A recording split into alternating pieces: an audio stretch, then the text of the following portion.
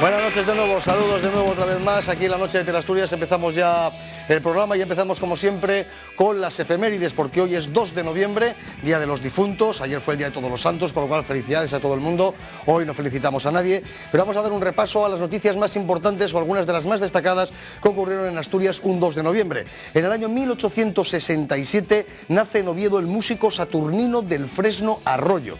En el año 1897 nace en Nembra, en el concejo de Ayer, Cristóbal Alonso, que es un dominico misionero que estuvo tanto en China como en Vietnam.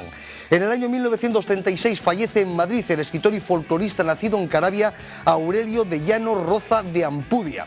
En el año 1936 muere el músico Manuel del Fresno y Pérez del Villar, autor de la fantasía para banda vetusta durante el cerco de Oviedo. En el año 1943 nace en Gijón el violinista Vicente Cueva Díaz. En el año 1948 nace en Gijón el deportista Mercurio Martínez García, más conocido como Mercurio. Y en el año 1986 José Luis Garci inicia en Gijón el rodaje de su película Asignatura Aprobada. Eso ocurrió otros 2 de noviembre de otros años, incluso de otros siglos, y vamos a saber qué es lo más importante que ha ocurrido el 2 de noviembre del año 2004, que en el resumen de Totalitos que elabora como siempre los servicios informativos de esta casa, de Teleasturias. Nosotros estamos planteando algo que nos parece esencial, que haya un compromiso del Estado, que no tiene por qué darse en una dotación presupuestaria de un año concreto, pero sí tiene que tener una asignación presupuestaria en los en los años 4 o 5, los que se pacten, que permitan que ese compromiso de cofinanciación sea una realidad. Si hay acuerdo presupuestario, y estamos convencidos de que debe haberlo, será una buena noticia para Asturias, porque Izquierda Unida va a defender y garantizar en el Congreso de los Diputados lo que comprometimos con los asturianos y asturianas. Eso no significa que esté liderando la Izquierda Unida. Yo estoy hablando de que, lo dije hace un momento, ¿no?, que hay un acuerdo, y así se expresó además. También en muchas ocasiones lo expresó el presidente Rodríguez Zapatero, o sea que eso está hecho. Firmaremos un acuerdo en el 2005. Liderar o no vamos aquí a discutir si somos galgos o podencos, pero el acuerdo es cierto. Yo creo la palabra de Zapatero, no tengo ningún motivo para pensar que no, y la población tampoco, porque de hecho hasta ahora yo creo que va cumpliendo todos sus compromisos, ¿no? Estos permisos se darán a partir de hoy a aquellas personas que hayan superado los permisos de conducir, es decir, permisos nuevos, y personas que les haya caducado la vigencia de su permiso de conducir. Pero no se darán a aquellas personas que vengan a pedir un duplicado por extravío, deterioro o por cualquier otra causa. A estas personas se les seguirá dando el permiso antiguo rosa. En un poquito más de un año que lleva instalada la oficina en Asturias, ha aportado muchísimo, una cantidad ingente de contenidos. También ha conseguido atraer más miembros españoles al consorcio W3T, ha aportado muchísimo input español y contenido español, aunque en este momento no contemos con suficiente representación de la comunidad tecnológica y de su presencia en los grupos de trabajo, y ahí es donde queremos enfocar nuestro trabajo con la oficina española.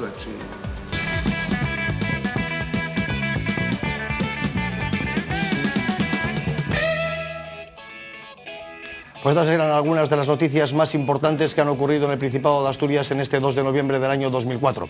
Y comenzamos con nuestra primera entrevista, y estoy emocionado, la verdad sea dicha, porque voy a poder entrevistar a un personaje y una persona que ha sido compañera durante muchísimos años, y buena compañera, maestro de todo el mundo y de mí también especialmente, y que la profesión en general y muchísima gente en Asturias le tiene muchísimo cariño, y no me extraña porque es una gran persona. Don Emilio López Tamargo, Emilio Tamargo, Milín, como tú quieras que te llamemos, muy buenas noches. Muy buenas noches, menos mal que me pintaron ahí antes de entrar, que sí, si no se me notaría todo el color. ¿No te pintaron un año de Rey Mago, de negro, sí, o fue María Alcira Rollán? Sí, después además me tuvieron que volver a pintar. ¿Por qué?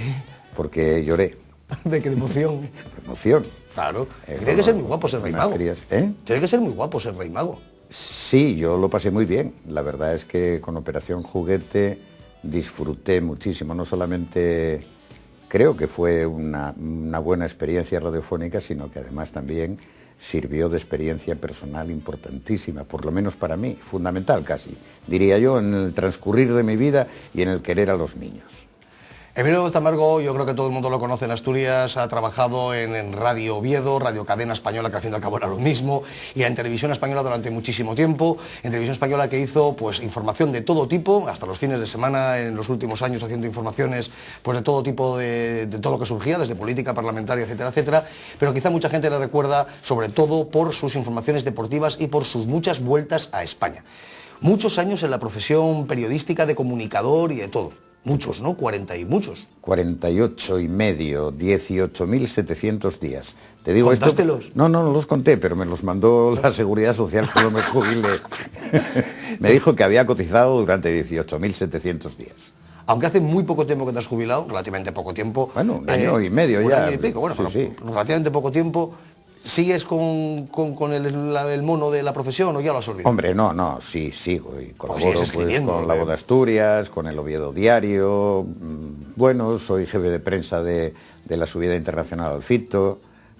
Recientemente hemos estado, Aladino y yo, en una reunión de la Federación Internacional de Automovilismo. ¿Os referís a Aladino Martínez, no es cierto? Aladino Martínez, el pibe. El pibe, ¿no? Lástima de piloto si tuviera una buena máquina, que decía su hermano cuando corría. José Luis Martínez. Sí. También el pibe. El pibe, los dos pibes. Sigues haciendo, tú siempre fuiste muy inquieto y hiciste siempre montones de cosas, estabas metido siempre en todos los lados. Sí, estoy preparando, bueno, espero publicar el año próximo un librito sobre cosas de Oviedo, cosiquines de Oviedo, como yo digo, casigalines y llambiotaes. Que sería el segundo libro, ¿no? El primero eran anécdotas de la radio y de la televisión asturiana. Sí. Y estos son cosas de Oviedo, de La Perla, de Casa Manolo, del Rialto, del Peñalba, recuerdos, cosas de juventud. De juventud. Sí, bueno, para que no se pierdan. Son anécdotas que conoce mucha gente. Unos la conocen de una manera, otros de otra. Yo trato de reflejar pues, los diferentes desenlaces, pero bueno, ya veremos lo que sale. Todavía está prácticamente hecho, pero todavía falta darle un último retoque. Un hervor. Sí. Aunque nuestro querido amigo y común compañero Max Alberto Rodríguez se enfade, yo voy a hacer la entrevista a Emilio Tamargo hablándole de tú. Lo siento muchísimo, no puedo hablar. Estaría bueno. Es que no puedo. Es que si no es que sabes que Maxi para eso es totalmente riguroso, siempre lo usted. Sí. Entrevistaría a su hermano vespertino también hablándole de usted. Es capaz. Has hablado, antes decías que si a mí me tenían cariño, yo creo que una de las mejores personas que hay en la radio, y déjame decirlo, porque es no solamente amigo, sino que le quiero mucho, y una de las mejores personas que hay en la radio es Maxi Alberto Rodríguez, sin duda de ninguna clase. Estamos totalmente de acuerdo. Vamos a empezar por el principio, que es lo más cómodo. ¿Cómo llegas a la radio? Porque llegas a Radio Oviedo. Sí, yo estaba estudiando Derecho, bueno, aquí en Oviedo, en la universidad, y allí empezamos dentro de lo que era el SEU. Había un departamento dedicado a la extensión universitaria y se nos ocurrió la idea, que ya había existido, pero que había dejado de hacerse, de Fenestra Universitaria, con José Luis Merino, Arsenio Inclán y tal. Y José Luis Merino me indicó que podía dirigirla yo, aquella Fenestra Universitaria que Radio Oviedo, con Julio del Caño, nos había ofrecido una hora los viernes. Entonces empecé a hacerla. Tenía un grupo de locutores, entre los que estaba Julio Rodríguez, que después llegó a ser rector de la Universidad de Oviedo, que era de Ponferrada y que, bueno, estaba estudiando aquí. Había unos cuantos, gente muy interesante. Lo fueron dejando aquello, y entonces empecé no solamente a dirigirlo, sino a leerlo también y a hacer de locutor.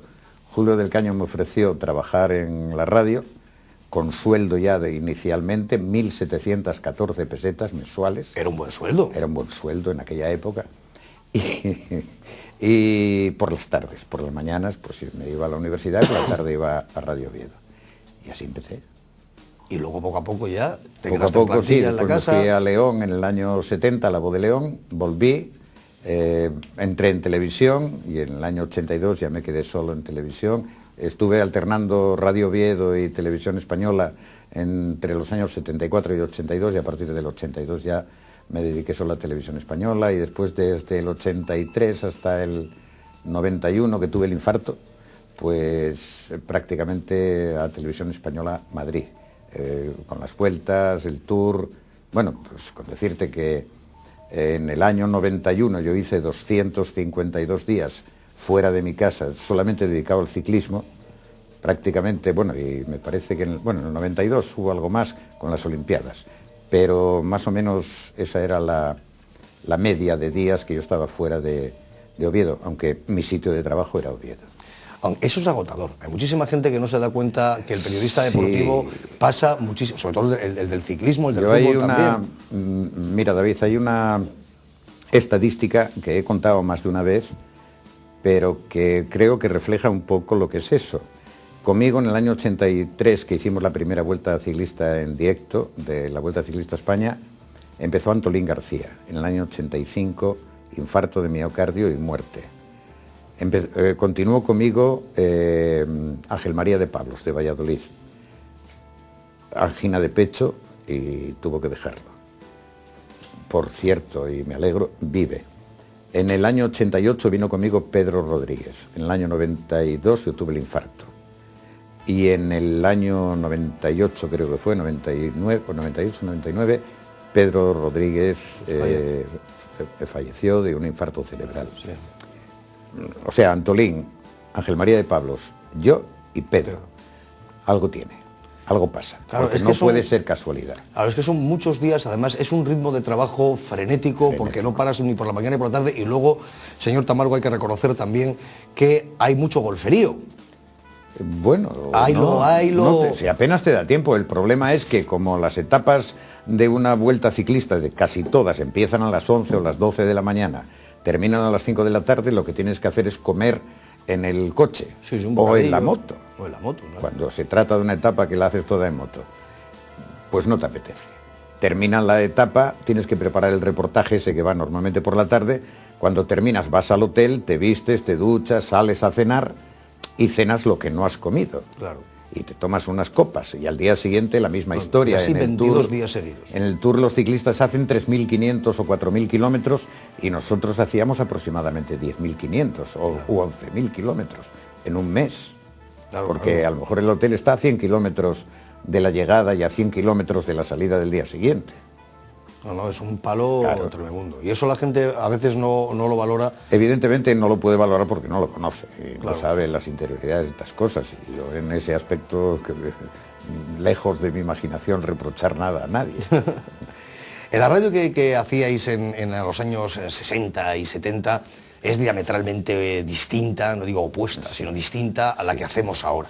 En todo, en el concepto radiofónico, en que los oyentes también recibían la radio de otra manera, había menos cadenas nacionales que imponían criterios, se podía hacer más programación propia desde aquí y al fin y al cabo se pasaba un poco mejor.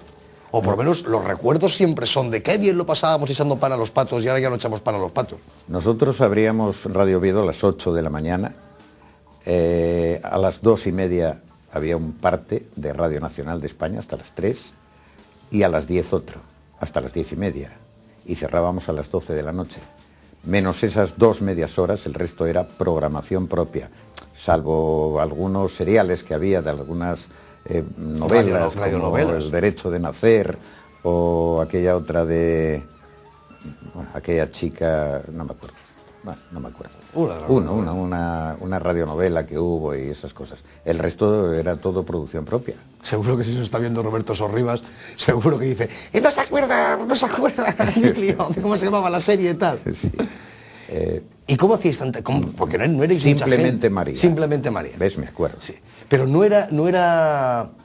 Era mucho trabajo y sin embargo lo llevabais muy bien, o por lo menos el espíritu era como menos competitivo que ahora. Yo creo que éramos más amateurs.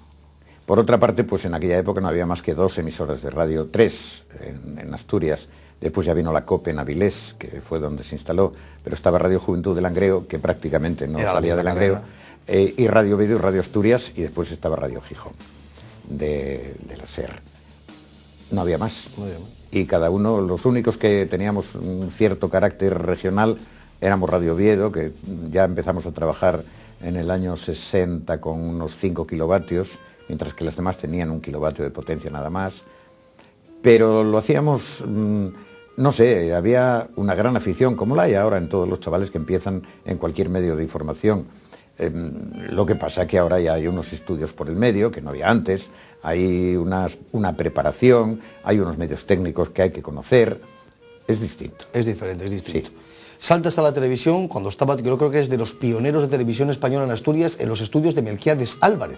Sí, ahí ¿Tú estuviste empezamos. en los estudios ya? Sí. ¿Estuviste allí? En el año 74, 74. empezamos a emitir el programa Panorama Regional, que fue por lo que Juan Carlos Cárdenas me incorporó a mí allí para hacer los deportes. Eso sí que era televisión artesanal, total y absolutamente. En blanco y negro, era película, todo lo que el soporte que teníamos, había 16 anécdotas milímetros, no había fenomenales. vídeo.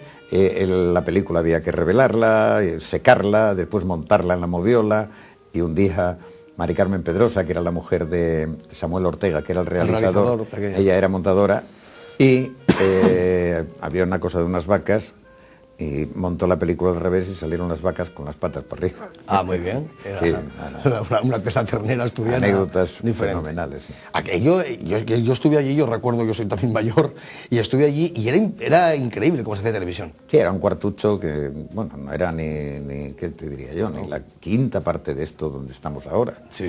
Y allí, medio ahogados, con unos chismes de estos, ¿cómo se llaman? Focos. Focos, sí, de 1.200 vatios, puestos a menos de 2 metros de donde estábamos nosotros, vamos, donde nos sentábamos. A mí me quemaron las pestañas. Yo lo que recuerdo es que, por ejemplo, el pinganillo no existía y las órdenes de realización eran de viva voz a través de un altavoz que estaba en plató. No, había un ayudante de realización en estudio que se llama ahora, y antes era un regidor del estudio, sí, que era el que oía a través de unos auriculares al realizador y el que nos indicaba por señas que teníamos. Hay un lenguaje de señas entre el regidor y los que estábamos detrás de la mesa que hay que entender, y si no, pues a morir. Dentro de unos instantes entrarán Almudena Iglesias y Patricia Gallo para hacerte más preguntas, pero yo quería preguntarte si cuando empezasteis en la televisión sabíais realmente el poder que iba a tener luego la televisión en la sociedad. ¿O era un medio de comunicación más que venía diferente? Se suponía, y es que además por aquellos años, en el año 74, 75, ya se veía claro que esto cambiaba. Y recuerdo que José María García rompió un poco los esquemas de la información deportiva. Y se veía venir que aquello iba a cambiar los esquemas de todo tipo de información. Y que evidentemente la libertad, en el momento que en España desapareció la censura en el año 76, los kioscos se llenaron de revistas pornográficas, atrevidas, revistas de todo tipo, que por fortuna han ido desapareciendo porque no tienen público suficiente, ¿no? Exacto, no tienen clientela, era la acogida, moda de aquella época.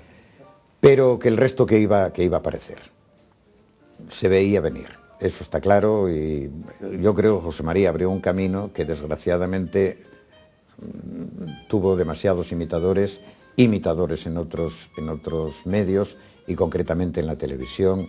A ver si ahora es verdad que con esas medidas que van a adoptar se suprime un poco, o por lo menos se palía un poco lo que estamos a este panorama horroroso que estamos asistiendo de la televisión basura y de la televisión del insulto y de la injuria, vamos. Vamos a dar paso a Almudena Iglesias y a Patricia Gallo, que están aquí ya con nosotros. Vamos a recibirlas en plató, si no hay problemas.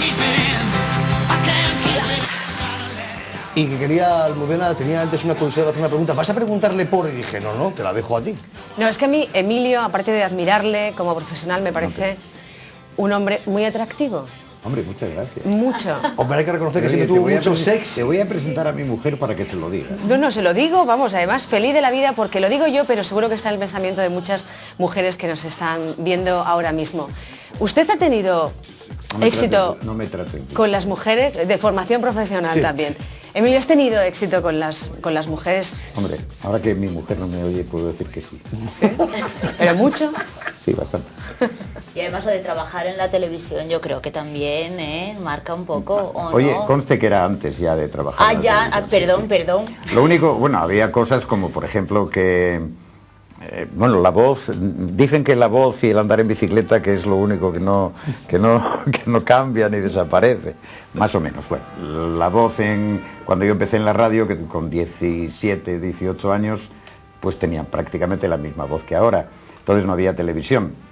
Las señoras de los pueblos oían al locutor, pero después cuando iban a Radio Oviedo a poner aquello de los discos dedicados y cosas de esas y me veían, decía: ah, pero ¿y usted Amargo? Con una desilusión las pobres mujeres. Terribles, o sea que ese atractivo probablemente lo tuviese por mi carisma, por mi caché, por mi simpatía. Bueno, ha mencionado usted la telebasura. Tú has mencionado la telebasura. ¿Cómo es la televisión que se imagina Emilio Tamargo? ¿Cómo sería esa televisión? Pues me imagino casi la 2 de Televisión Española. Un poco es por ahí por donde va mi idea de lo que es la televisión. Sin embargo, la 2 está ahí. Evidentemente el público quiere otra cosa, desgraciadamente. Pero mi televisión sería un poco eso, en la programación de la segunda cadena, con Saber y Ganar, con los reportajes que dan de National Geographic, con retransmisiones deportivas, con debates, con información cultural, como hay, no sé, esa sería mi televisión. Yo, aprovechando la presencia de Emilio Tamargo, me vais a disculpar los dos compañeros, más que hacerle una pregunta, yo es que creo que estando aquí un profesional como tú, voy a decir, queremos que nos des algún consejo. ¿Consejo? Sí. Pues que sigáis... Digo que ya con los años, la gente que empezamos o que llevamos poco tiempo, te vamos ya pidiendo el único consejos, consejo ¿no? es tener vocación, no desmayar nunca, no cabrearse demasiado un día por alguna cosita de esas que suelen ocurrir, porque a lo mejor un mal paso por culpa de un mal genio en un mal momento, pues a lo mejor rompe todo el futuro. Hay que tener paciencia y siempre buscando el aprender más y más y más todos los días. Fijarse en lo que hacen los demás, ver lo que es bueno, criticar lo que no os gusta y nada más. Y tener vocación, cariño y afecto por esta profesión que es preciosa, que se vive bastante bien de ella y que... Algunos más que otros, Emilio. Bueno, eso también, todo hoy en día. Eso también es cierto, pero no es una mala profesión, ni muchísimo menos. Es una profesión que tiene mucha responsabilidad y hay que tener conciencia de esa responsabilidad. A mí me gustaría mencionar a Santi Pérez esta noche porque está pasando verdaderamente un mal momento, muy mal momento. Por tu vinculación con el ciclismo, por cómo has visto esta noticia, cómo se ha generado todo, ¿cuál es tu opinión? Mi opinión es la misma que tiene la mayoría de los profesionales del ciclismo, que ese método australiano de examen de la sangre, realmente el control antidopaje tanto del Comité Olímpico Internacional como de la Unión Ciclista Internacional trata de ser lo más rígido posible para proteger a los deportistas, lo cual me parece perfecto. Pero a veces se pasan, como se pasaron en el año 88 con Perico Delgado en Burdeos, que después al final se vio que aquello no era como ellos decían. Y yo creo que esto no es como ellos dicen. Y creo a Santi Pérez cuando dice que no se ha hecho ninguna transfusión. Por lo tanto, si a él no le han hecho ninguna transfusión, estando despierto, pues es que el método falla. Y ya veremos a ver lo que ocurre con esos expertos que ha contratado el equipo FONAC. De todos modos, a mí me gustaría, si Santi lo está viendo este programa, mandarle un abrazo y decirle que como sus compañeros y como el resto de los ciclistas españoles, también nosotros estamos con él. Emilio Tamargo, nos queda ya nada, menos de un minuto. Yo solamente quería confirmar una anécdota que se ha convertido en historia de la leyenda viva de la radio asturiana. ¿Fue usted realmente el que dijo, y aquí digamos de usted, el que dijo, y por la escalerilla del avión bajan sus majestades los Reyes Magos, refiriéndose a don sí, pero no fue Juan Carlos y doña Sofía? No fue exactamente ¿O fue el del Palacio de Villajijode? No, esa fue Mencho Álvarez del Valle. ¿Mencho Álvarez del Valle dijo Revillajijode? En el Palacio del Marqués de Revillajijode en Gijén. En Gijén. En Gijén. Bien. Ahora, Mencho es que cada vez que se equivocaba soltaba un taco. Ah, bien. Porque había una dedicatoria también de discos que el disco era Mi primera comunión de Juanito Valderrama. Y una de las dedicatorias era para Andresín y Maricón Chi, de sus tíos con mucho cariño. Era Maricón Chi, pero era Maricón-Chi. Entonces Mencho dijo para Andresín y Maricón, chi. Y así, bueno, aquello fue terrible. Y lo de los Reyes fue en el aeropuerto de Asturias, la primera visita que realizaron fuera de Madrid después de ser nombrado rey, el rey Juan Carlos, fue en febrero del 76 aquí en Oviedo. De Radio Oviedo fui a hacer la llegada, llevaba mis apuntes y mis cosas. Estaba anunciada para las 10 la llegada de los Reyes, las 10, las 10:05, las 10:10, las 10:15, yo allí largando, porque a mí me habían dado entrada a las 10 en punto de la mañana. Y las 10:15, las 10:20, y por fin, señores, y por fin oímos el ruido que producen los motores de los 2 aviones de la Subsecretaría de Aviación Civil, que desde el aeropuerto de Madrid, Barajas, traen hasta aquí, hasta Ranón, en Asturias, a sus majestades los Reyes Magos, don Juan Carlos y doña Sofía. Sí, Emilio Tamargo, muchísimas gracias por estar aquí la noche de Teleasturias, ha sido un verdadero placer. A vosotros, lo pasé muy bien. Otro día tenemos que quedar para contar chistes, que es una de las especialidades de don Emilio. Antes contó uno bueno que no podemos contar ahora, lo contaremos luego. Nosotros nos vamos ahora a publicidad y volvemos dentro de unos instantes con Biondi, que va a tener el debate sobre la situación de la Cruz Roja en Asturias, y luego seguiremos con más noticias y con otro periodista importante como José Vélez Abascal. Vendrá a enseñarnos hoy parte de su obra gráfica de muchos años trabajando en periódicos asturianos. Nos vemos ahora mismo.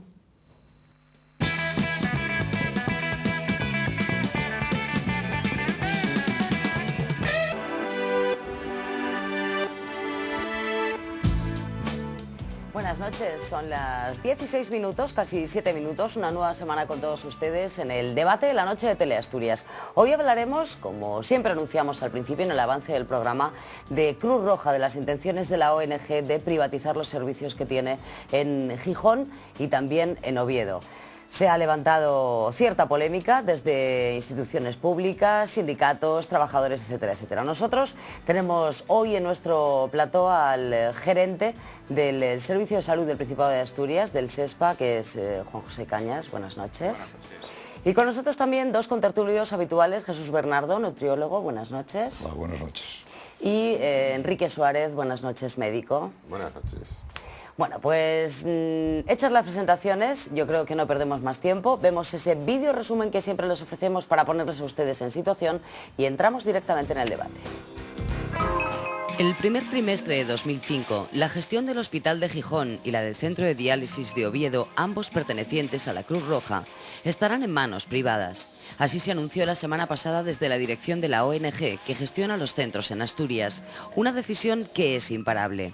De hecho, ya hay 10 empresas interesadas en hacerse con la gestión privada. El anuncio de Cruz Roja ha recibido reacciones diversas. Políticos, sindicatos y trabajadores del centro han mostrado su absoluto rechazo, ya que la apuesta de las instituciones públicas para salvar el hospital cuando atravesaba su peor momento fueron unánimes. Por un lado, el consejero de Salud del Gobierno regional manifestó su sorpresa y malestar por la desvinculación de unos dispositivos sanitarios claves en la red pública nacional. La portavoz del Gobierno, Ana Rosa Migoya, recordó los recursos públicos destinados a modernizar el hospital y pidió respeto a los acuerdos ratificados este mismo año, que permitieron la homologación salarial y de jornada de los trabajadores con los del resto del SESPA. La sorpresa mostrada por el Gobierno regional ante tal anuncio es, a juicio de Cruz Roja, algo de sobra conocido por las autoridades regionales, ya que la externalización obedece a uno de los mandatos de la Asamblea General de 1991, en el que se dijo que había que retirarse de la actividad hospitalaria, una estrategia que ha sido ratificada cada 4 años, cuya justificación está basada en que en España la asistencia hospitalaria está perfectamente cubierta. Esta situación ha puesto de acuerdo a todos los grupos políticos que representan a nuestra región. Si Partido Socialista no está de acuerdo, Izquierda Unida ha calificado la decisión de muy grave y ha llamado a las fuerzas políticas para impedirlo. También ha instado al Ministerio de Sanidad para que tome partido en esta decisión, ya que afecta a hospitales de varias comunidades. Los populares, por su parte, han calificado este hecho de impresentable, señalando que no es de recibo que la entidad anuncie su marcha después de haber firmado un concierto para 4 años con el gobierno regional y tras haber recibido una inyección millonaria para colocar al Hospital de Gijón en primera línea. Al hilo de esta situación, hay que recordar que el pasado 30 de abril se firmaba un convenio entre la ONG y el Principado en el que la entidad se comprometía a proseguir en Asturias con su actividad asistencial y confirmaba que sería una de las excepciones dentro del plan estatal. De hecho, en este convenio el gobierno regional incrementaba su aportación anual a la ONG en un 17% hasta llegar a los 11,3 millones de euros. En este sentido, se apunta desde la Consejería que en un principio se apelará al compromiso ético de una organización que lleva prestando asistencia en la región desde hace 130 años. Al mismo tiempo, los servicios jurídicos se encargarán de analizar hasta qué punto es posible romper de manera unilateral el contrato firmado el pasado 30 de abril. A este unánime rechazo se unen los 320 trabajadores de Cruz Roja, que ven su futuro laboral con cierta incertidumbre. Desde Comisiones Obreras se pide que automáticamente el SESPA pase a gestionar el centro como medida inmediata. Son muchas las preguntas que podrían hacerse y muchas las respuestas que han de darse en torno a este asunto.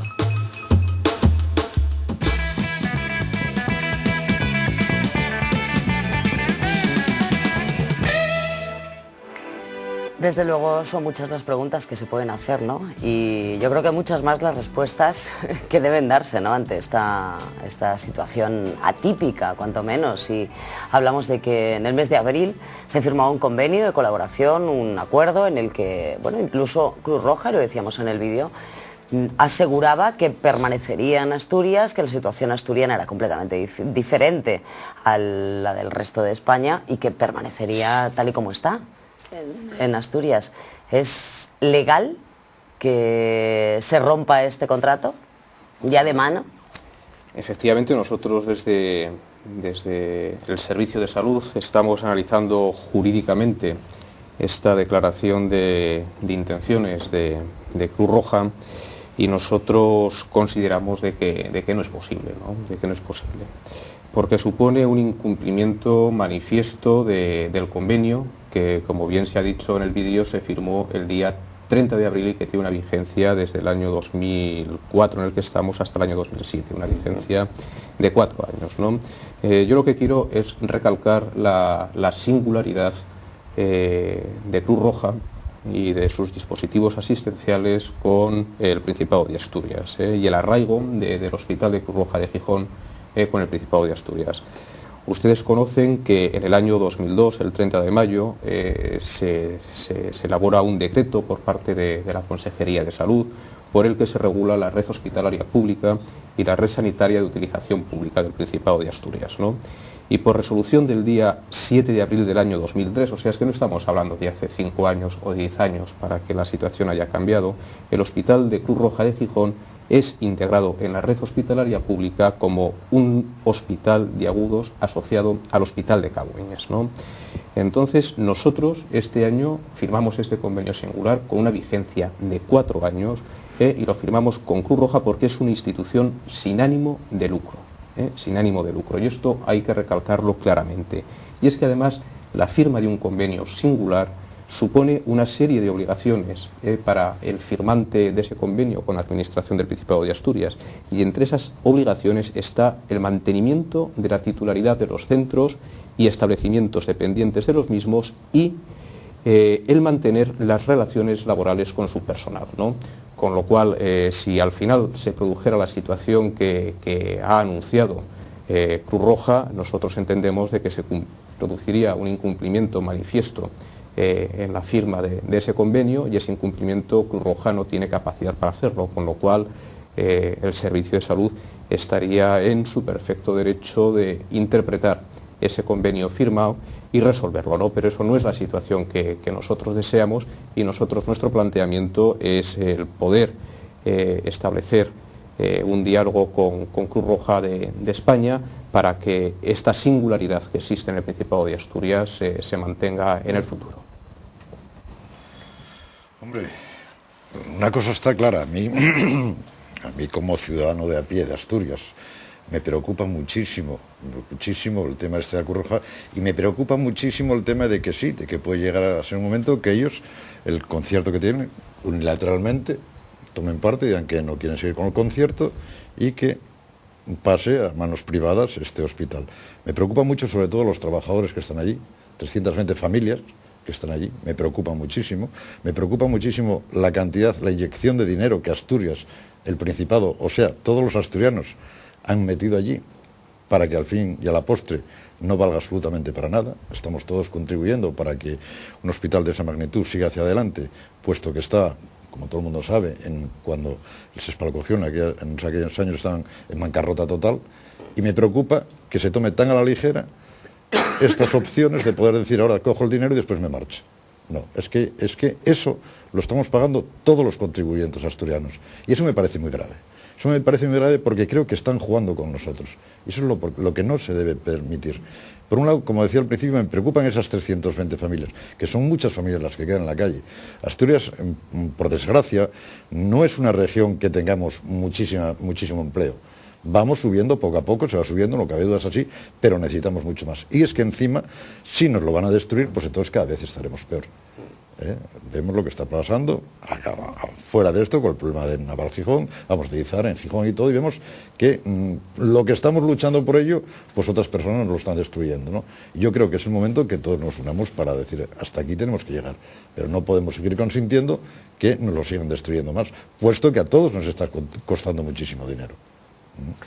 Bueno, yo la intervención, evidentemente aquí no hay nadie presente de la Cruz Roja. Que por cierto, están invitados, pero no han acudido. Y no han querido venir. Llevamos haciendo llamadas telefónicas a Cruz Roja desde la pasada semana para este debate del martes, pero en ninguno de los casos han aceptado la invitación de venir hasta aquí y bueno, pues plantear qué es lo que está pasando y cuáles son las expectativas y los objetivos de Cruz Roja, ¿no? Y por qué se pretende hacer esto. Lo que sí queda claro es que es un tema, yo creo que importa a la gente, evidentemente la gente que es asistida por estas entidades, por el Hospital de Gijón, las unidades de diálisis, importa a los ciudadanos, importa a los políticos, importa a todo el mundo. Y es un tema que reúne diversos factores que lo hacen pues sospechoso, al menos sospechoso, de que hay algo que no ha salido a la luz pública, pero que realmente tampoco ninguno de los presentes aquí tenemos los datos o el conocimiento suficiente de cuál es la auténtica razón de tomar esta decisión, que es una decisión, yo comprendo que es una decisión política de la Cruz Roja como entidad nacional, y que, como decía el señor Cañas, es una entidad sin ánimo de lucro, y lo que no está claro es si no tienen ánimo de lucro, entonces ¿por qué quieren enajenar una cuestión? Queda un poco en entredicho, ¿no? Lo del ánimo de lucro. Exactamente, si quieren enajenar esto, pues qué beneficio obtienen, qué perjuicios causan. Entonces lo que está claro es que si el erario público ha puesto dineros en estas cuestiones, y parece que ha puesto bastantes, pues es como las empresas. Las empresas, en ese caso, el sector público tendría una participación como accionista de los criterios. No es una empresa que funcione por libre y haga lo que le dé la gana, sino que es una empresa que tiene que tener por lo menos una representación pública en toda esta cuestión. Y si tenemos aquí el gerente del SESPA, pues entonces la pregunta, me permites, Biondi, hacérsela. La pregunta es, realmente, ya que no sabemos qué es lo que quiere hacer la Cruz Roja, ¿qué puede hacer la gerencia del SESPA o el Principado de Asturias a la hora de atender las posibles situaciones que se presenten? Bueno, Nosotros no contemplamos otra posibilidad que no sea el mantener la actual situación, ¿no?, del hospital de Cruz Roja y de los centros de diálisis, ¿no?, porque como se ha dicho en la presentación del vídeo y yo he comentado también, nosotros hemos firmado un convenio el día 30 de abril. Con una vigencia de 4 años, o sea, no lo hemos firmado hace 10 años, o sea, no es una situación nueva. Y la firma de ese convenio no fue tampoco un acto en el que solo participara el Servicio de Salud y Cruz Roja en su representación asturiana, ¿no? El convenio, evidentemente, antes de ser firmado por Cruz Roja, fue un convenio que fue remitido a Madrid, fue examinado por Madrid. La duración de 4 años no es casual, tiene la misma duración que el convenio con el Hospital de Jove, que con el Hospital de Arriondas, que con el Hospital de Avilés. O sea, yo lo que quiero trasladar a los trabajadores y a los ciudadanos fundamentalmente de Gijón, pero también de otras partes de Asturias que van a recibir asistencia sanitaria al Hospital de Cruz Roja, es que el compromiso del Servicio de Salud del Principado de Asturias con el Hospital de Cruz Roja es un compromiso total. Y es un compromiso total desde el momento en que es un hospital de su red, desde el momento en el que año tras año estamos incrementando la financiación del Hospital de Cruz Roja y año tras año estamos incrementando la actividad en el Hospital de Cruz Roja. Tanto es así que a fecha de 30 de septiembre llevamos realizadas casi 2.000 consultas, más que el año pasado, y más de 500 intervenciones quirúrgicas que el año pasado. En definitiva, que el compromiso del Servicio de Salud con el Hospital de Cruz Roja es total y absoluto, y en ese sentido los trabajadores tienen que estar tranquilos y los ciudadanos de Gijón, que han hecho también una apuesta muy importante por el Hospital de Cruz Roja, tienen que estar tranquilos. Y nosotros desde el Servicio de Salud tenemos el convencimiento de que sabremos hacer ver una vez más a Cruz Roja que su compromiso con Asturias y con su red sanitaria tiene que seguir en los términos actuales y, por tanto, no contemplamos en este momento ninguna otra alternativa que no sea mantener el convenio. Entonces, quiero entender si es que está diciendo públicamente que los empleados de la Cruz Roja van a integrarse dentro del SESPA. No, yo no he dicho eso. Es lo que quiero entender. El Servicio de Salud del Principado de Asturias... Esa sería la mejor solución para ellos. No, bueno, la mejor o la peor, yo no lo sé, porque nosotros tenemos una serie de... Según sus palabras es lo que acabo de entender. A ver, los trabajadores, que también es un dato que hay que considerar en el debate y que se ha comentado en la presentación del vídeo. El día 21 de septiembre salió publicado en el Boletín Oficial del Principado de Asturias el convenio con Cruz Roja. Sí. El convenio de los trabajadores de Cruz Roja con la dirección de Cruz Roja, que curiosamente tiene la misma vigencia temporal que el convenio singular firmado entre el Servicio de Salud del Principado de Asturias y el Hospital de Cruz Roja, y que curiosamente equipara, homologa en jornada y en retribuciones a los trabajadores del Hospital de Cruz Roja con los trabajadores del Servicio de Salud. Pero no están integrados dentro de ellos. No, ni tampoco están los del Hospital de Arriondas, ni los del Hospital de Jove, ni los del Hospital de Avilés, que no están planteando este tipo de cuestiones. Entonces aquí lo que no podemos es despistar el debate. Aquí lo que se está produciendo es un incumplimiento manifiesto y claro de Cruz Roja con un compromiso que ha firmado hace tan solo unos meses. Y eso es lo que a nosotros, al Servicio de Salud, nos molesta profundamente, y es lo que tenemos que hacer ver a Cruz Roja y a los organismos competentes de que no se puede consentir. Entonces Cruz Roja tendrá que saber que el compromiso del Servicio de Salud de Asturias con ese hospital es un compromiso total y absoluto como el que podemos tener con otras instituciones sanitarias. Dentro de lo que es el convenio de colaboración que se firmó. Exactamente, de acuerdo. El concierto ese está firmado. Ahora bien, el concierto ese se puede romper unilateralmente. Entonces la pregunta que yo le hago es la siguiente: ¿qué ocurrirá si se rompe unilateralmente ese concierto? Porque a eso no han respondido todavía. Hipotéticamente hablando, que se rompa unilateralmente ese concierto, ¿qué ocurrirá? Pero es que no es el momento de tres hipótesis, porque nosotros desde el Servicio de Salud no contemplamos ninguna posibilidad. No contempla ninguna posibilidad de que se rompa. En estos momentos no contemplamos ninguna posibilidad que no sea el que Cruz Roja cumpla con lo que afirmó hace tan solo unos meses. Hombre, entonces, ¿qué sentido tiene exactamente que salga a la luz pública todo lo que está saliendo para después seguir igual? Yo lo veo desde mi punto de vista personal, que si Cruz Roja y aquí lo estamos viendo, que esta cadena de televisión intentó por todos los medios que viniera algún representante de Cruz Roja a dar la cara, no ha venido nadie, es porque esa decisión la tienen tomada y no quieren sacar a la luz pública absolutamente nada, ¿no? Entonces tenemos que considerar que unilateralmente ese concierto se va a romper. Entonces la pregunta que yo le haría al SESPA es, ¿qué ocurrirá después? Bueno, pero como también bien se ha dicho... Hipotéticamente hablando, vamos. Pero como también bien se ha dicho, Cruz Roja viene desprendiéndose de sus instalaciones sanitarias desde hace muchos años. Entonces nosotros, desde el Servicio de Salud, lo que haremos será todo lo que esté en nuestros medios para que el Hospital de Gijón no cambie su forma de gestión en estos momentos, sino que Cruz Roja pues se plantee si la quiere cambiar dentro de 10 años o si no la quiere cambiar nunca, porque nosotros le damos al Hospital de Cruz Roja en estos momentos, como hospital de la red pública del Principado de Asturias, las mismas garantías, los mismos derechos y las mismas obligaciones que estamos dando a otros hospitales de la comunidad autónoma. Y como he dicho anteriormente, con un compromiso que se está poniendo de manifiesto año tras año, incrementando la financiación, incrementando la actividad. Y yo creo que Cruz Roja tiene que ver eso y que seguramente la situación del Hospital de Gijón no tiene por qué ser la misma que la que tiene el Hospital de Vigo o la que tiene el Hospital de Córdoba. ¿No ha habido ningún contacto desde el anuncio de privatizar los servicios de Gijón y Oviedo? ¿No ha habido ningún contacto con el Servicio de Salud? Oficialmente no, o sea, yo sí que he mantenido algún tipo de...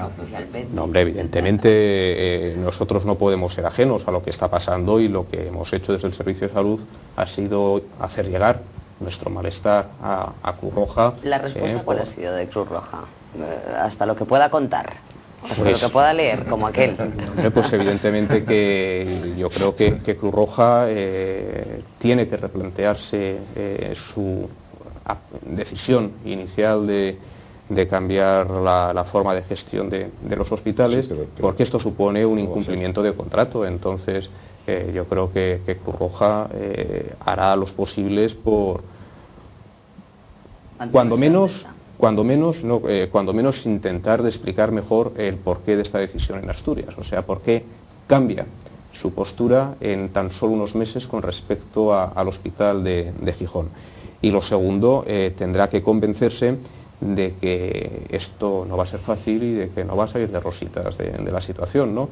Que tiene que reflexionar sobre su compromiso con Asturias, sobre el compromiso de Asturias con Cruz Roja y sobre el compromiso de Gijón con Cruz Roja, porque como bien se ha dicho, pues bueno, desde la Consejería de Salud, entre el año 96 y el año 2000 se han metido en el Hospital de Cruz Roja más de 300 millones de las antiguas pesetas en inversiones, ¿no? Y en estos momentos nosotros estamos transfiriendo más de 11 millones de euros en financiación. Señor Cañas? O sea, vamos a ver, se transfieren 300 millones a una empresa y esa empresa, pasados, me ha dicho cuánto, 4 años, 6 años, ¿cuánto ha dicho el tiempo? Desde el año 96 al año 2000, desde la Consejería, se han invertido más de en concreto 311 millones de pesetas. Y el Principado, vamos, el Principado, la solo gestión el Principado, del SESPA, exactamente, la gestión del SESPA puede invertir 300 millones en una empresa, en inversiones, no en gasto, sino en inversiones que 7 años después puede salir a la venta públicamente y hacerse con ello una empresa privada que se lleva 300 millones que han puesto los asturianos en esa empresa y que todavía pues tendrán que dar dinero. Eso cómo eso que digo, nosotros desde el ¿cómo servicio, se ajusta eso? No, nosotros desde el Servicio de Salud entendemos que no. Y por pero eso entender que no, es decir, claro, es que eso no se puede hacer. Pero que yo sepa, a día de hoy, Cruz Roja todavía no ha hecho ese traspaso de gestión. Todavía no ha cerrado ninguna operación mercantil.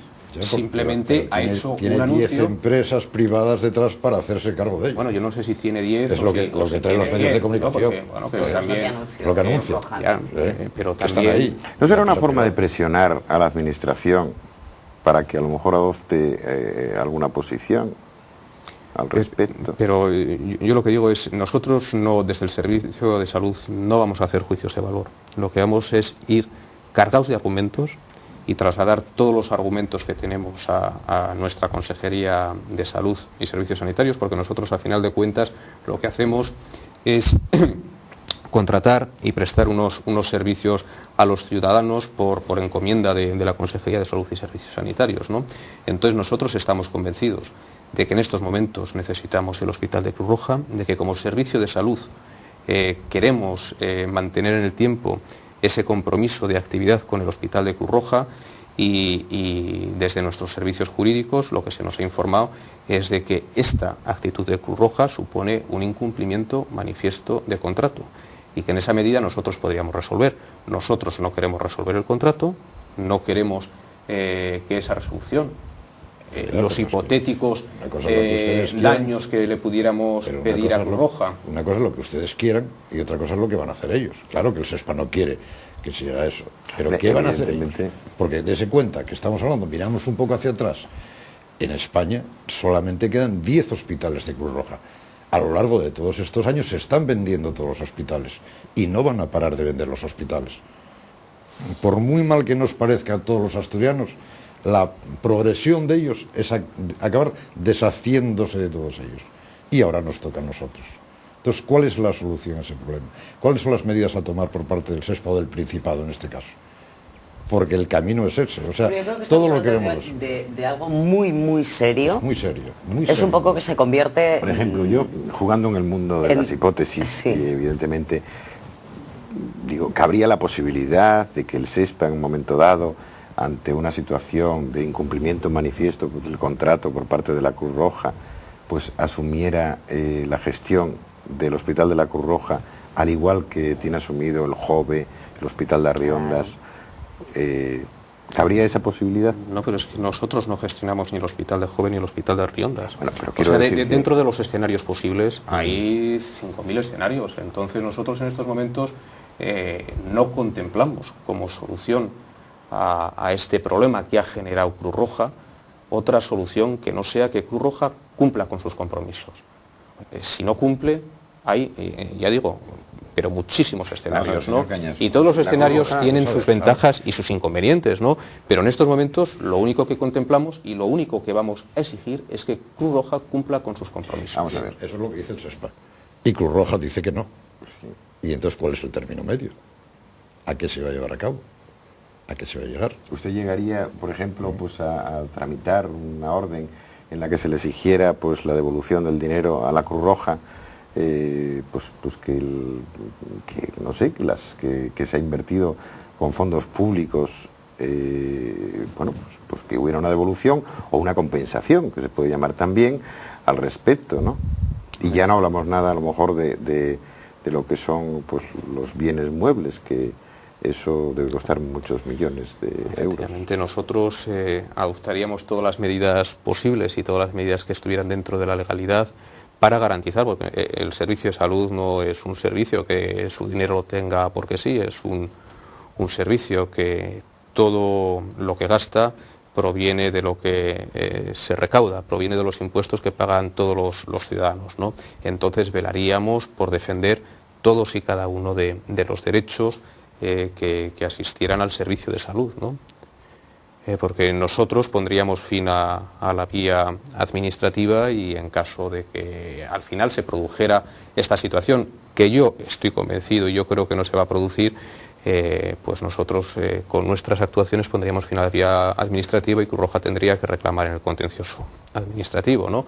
Pero yo creo que es una situación, y lo digo porque también me gustaría, pues en la medida de mis posibilidades, tranquilizar a los ciudadanos y sobre todo también tranquilizar a los trabajadores, ¿no? Que el servicio de salud va a hacer todo lo que esté en su mano porque se cumpla el convenio que está firmado con el Hospital de Cruz Roja. Eso no lo dudamos ninguno. Y yo lo que también les pido a ustedes es que, hombre, que depositen algo de confianza en el servicio de salud, porque bueno, nosotros tenemos un equipo jurídico muy potente en el servicio de salud. El Gobierno del Principado de Asturias también tiene unos servicios jurídicos muy potentes, seguramente tan potentes o más que los que pueda tener Cruz Roja, y nosotros velaremos por la defensa de los intereses de Asturias. La madre de todo eso es que la sanidad en Asturias es muy deficitaria, y si ya era deficitaria, encima ahora se le va a añadir esto, con lo cual estamos muchísimo peor. Yo estoy de acuerdo con usted que los servicios jurídicos del Principado son maravillosos, son muy buenos, harán todo lo posible por solucionarlo, sí, pero el problema El problema es que se incrementa mucho más el déficit sanitario en Asturias. Ese es el gran problema. Si encima de adosar esto, encima quitan puestos de trabajo todavía. Entonces, la cuestión es, y la pregunta que yo le quiero hacer directamente es, ¿qué tiene que hacer por todos los medios, tanto el Principado de Asturias como el SESPA, para impedir que se lleve a cabo esa situación, de que no dejen a 320 personas, familias en la calle, y que ese hospital siga prestando los mismos servicios que estaba prestando hasta ahora? Porque si Cruz Roja se mantiene en que lo vende, lo acaba vendiendo. Por mucho que dure, pero ellos acaban cerrando, y Europa, el que paga es el trabajador, claro. Como siempre, que es el primero que va a ir a la calle. Después habrá muchos contenciosos, habrá muchas cosas, pero, como siempre, el que paga es el de abajo. O sea, ¿hay peligro de que se pierdan los puestos de trabajo si las cosas van mal? Yo entiendo que no tiene por qué haber ningún problema con los puestos de trabajo. Bueno, incluso en el hipotético caso de que Cruz Roja consiguiera culminar sus planes, por la información que tenemos, información no oficial, Cruz Roja se ha comprometido a que la empresa que gestionara el hospital de Cruz Roja mantendría en los mismos términos, al menos durante 5 años, al menos durante 5 años a los trabajadores. Eso no es nada. Yo lo que sí que quiero, pero yo lo que sí que quiero también es afirmar, y además con rotundidad, que el Servicio de Salud del Principado de Asturias tiene una dotación de infraestructuras y unos profesionales más que suficientes, con todos los hospitales de su red, para hacer que la sanidad asturiana sea, si no la mejor, una de las mejores sanidades de España. La dotación que nosotros tenemos de hospitales, de centros de salud, de puntos de atención continuada, yo creo que no tiene igual en el conjunto del Estado español, seguramente por las necesidades asistenciales que tenemos. El Hospital de Cruz Roja es cierto que realiza una actividad muy importante, porque realiza pues en torno a 1.200, 1.300 ingresos hospitalarios de geriatría, en torno entre 60 y 70 ingresos en la unidad de desintoxicación hospitalaria, va a realizar más de 5.000 intervenciones quirúrgicas, pero bueno, que eso dentro de la cantidad de actividad sanitaria que se realiza en Asturias, eso es verdad, es una gota. Sí, pero claro, miremos la cuestión desde otro punto de vista. ¿Cómo no vamos a tener la mejor sanidad de España si tenemos 8 hospitales para 900.000 habitantes? Por eso somos tan deficitarios, porque tenemos muchos hospitales para muy poca gente. Y entonces claro que los atendemos muy bien. Desde luego que sí, es todo un lujo lo que tenemos aquí. Ahora, ¿qué nos está costando? Esto pasa un poco como con los pozos de las minas, que cuando se van cerrando... dinero, claro. Ojalá podamos seguir manteniéndola, porque podemos enorgullecernos de tener la mejor sanidad de España, es verdad, pero ¿a costa de qué? Nos cuesta lo que le cuesta al conjunto de España, o sea, porque... Claro. Es que hay... Pocas autonomías que con el número de habitantes hay en este país, que tenemos nosotros, que tengan tantos hospitales como nosotros, tan bien dotados y con tan buenos profesionales. Sí, efectivamente. Ahora, hay que mantenerlo. Sí, hombre, pero si miramos la financiación de la sanidad asturiana, pues veremos que si hacemos una división por el número de habitantes, seguramente seamos la segunda comunidad autónoma que más gasta por habitante. Sí. Pero nosotros estamos diciendo, yo creo que estamos diciendo con justicia, de que a la hora de hacer esas valoraciones hay que considerar otros elementos como la orografía y sobre todo también el envejecimiento. Y si nosotros ponderamos la población mayor de 65 años que hay en Asturias, Asturias está justo en la mitad de gasto sanitario por habitante ponderado. O sea, tenemos 8 comunidades autónomas que gastan más que Asturias y 8 que gastan menos. Una pregunta, con lo cual yo creo que estamos gastando razonablemente bien. Una pregunta que yo quería hacerles, teniendo tan buena sanidad, teniendo tan buenos recursos, teniendo tan buenos profesionales, ¿cómo tenemos la esperanza de vida más baja en los hombres en Asturias de todo el país? Pues eso seguramente... ¿Somos enfermos los asturianos? No, yo creo que deriva de un conjunto de factores, ¿no? O sea, Asturias, por ejemplo, es una comunidad altamente industrial, que seguramente tiene unos hábitos alimenticios determinados, un consumo de determinadas sustancias tóxicas, como puede ser el tabaco, también determinado, y eso sin duda influye en la mortalidad. En estos días, precisamente, está en trámite parlamentario el Plan de Salud del Principado de Asturias, que abarca hasta el año 2007. Pues, curiosamente, el lunes que viene tenemos que comparecer el consejero de Salud, el director general de Salud Pública y yo mismo en la Junta General del Principado, para ver si definitivamente se aprueba ese plan de salud. Me gustaría discrepar, y voy a hablar desde el punto de vista de mi especialidad. Yo soy médico, nutriólogo, y me hace mucha gracia que hablemos de la esperanza de vida que hay en Asturias. Son de las mujeres 82 años, los hombres 76. Hace poco se acaba de publicar un trabajo de nutrición pediátrica donde se dictamina que ahora mismo las generaciones que nazcan ahora tendrán una esperanza de vida de 60 años por la mala alimentación que se está llevando. Eso es así, eso está demostrado científicamente. O sea que estamos hablando, es que ahora tenemos muchísima esperanza de vida.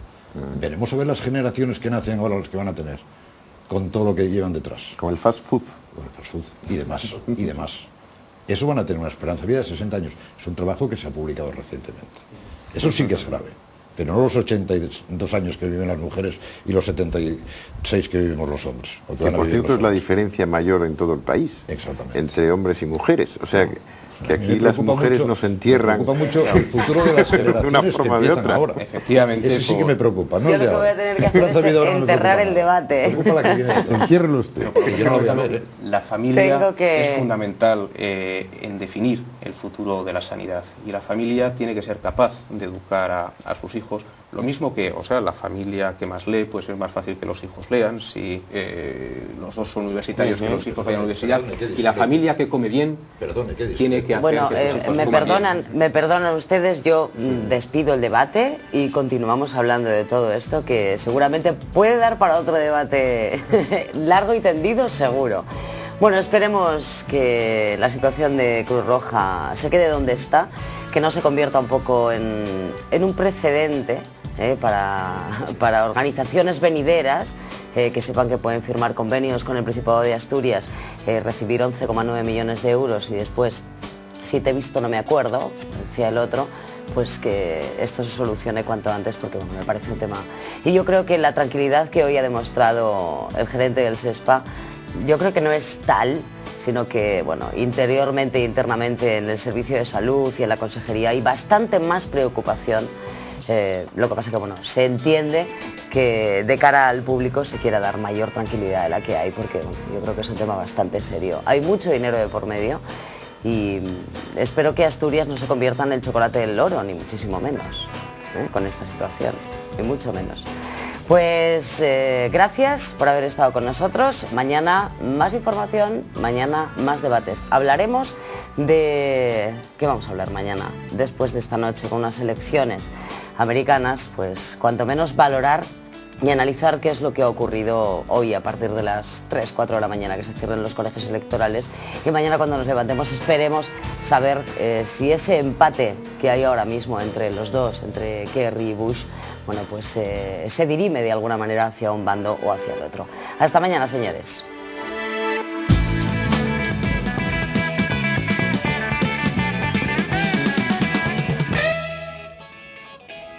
Pues ya estamos aquí de nuevo, faltan 13 minutos para que sean las 11 de la noche y continuamos en la noche de Teleasturias.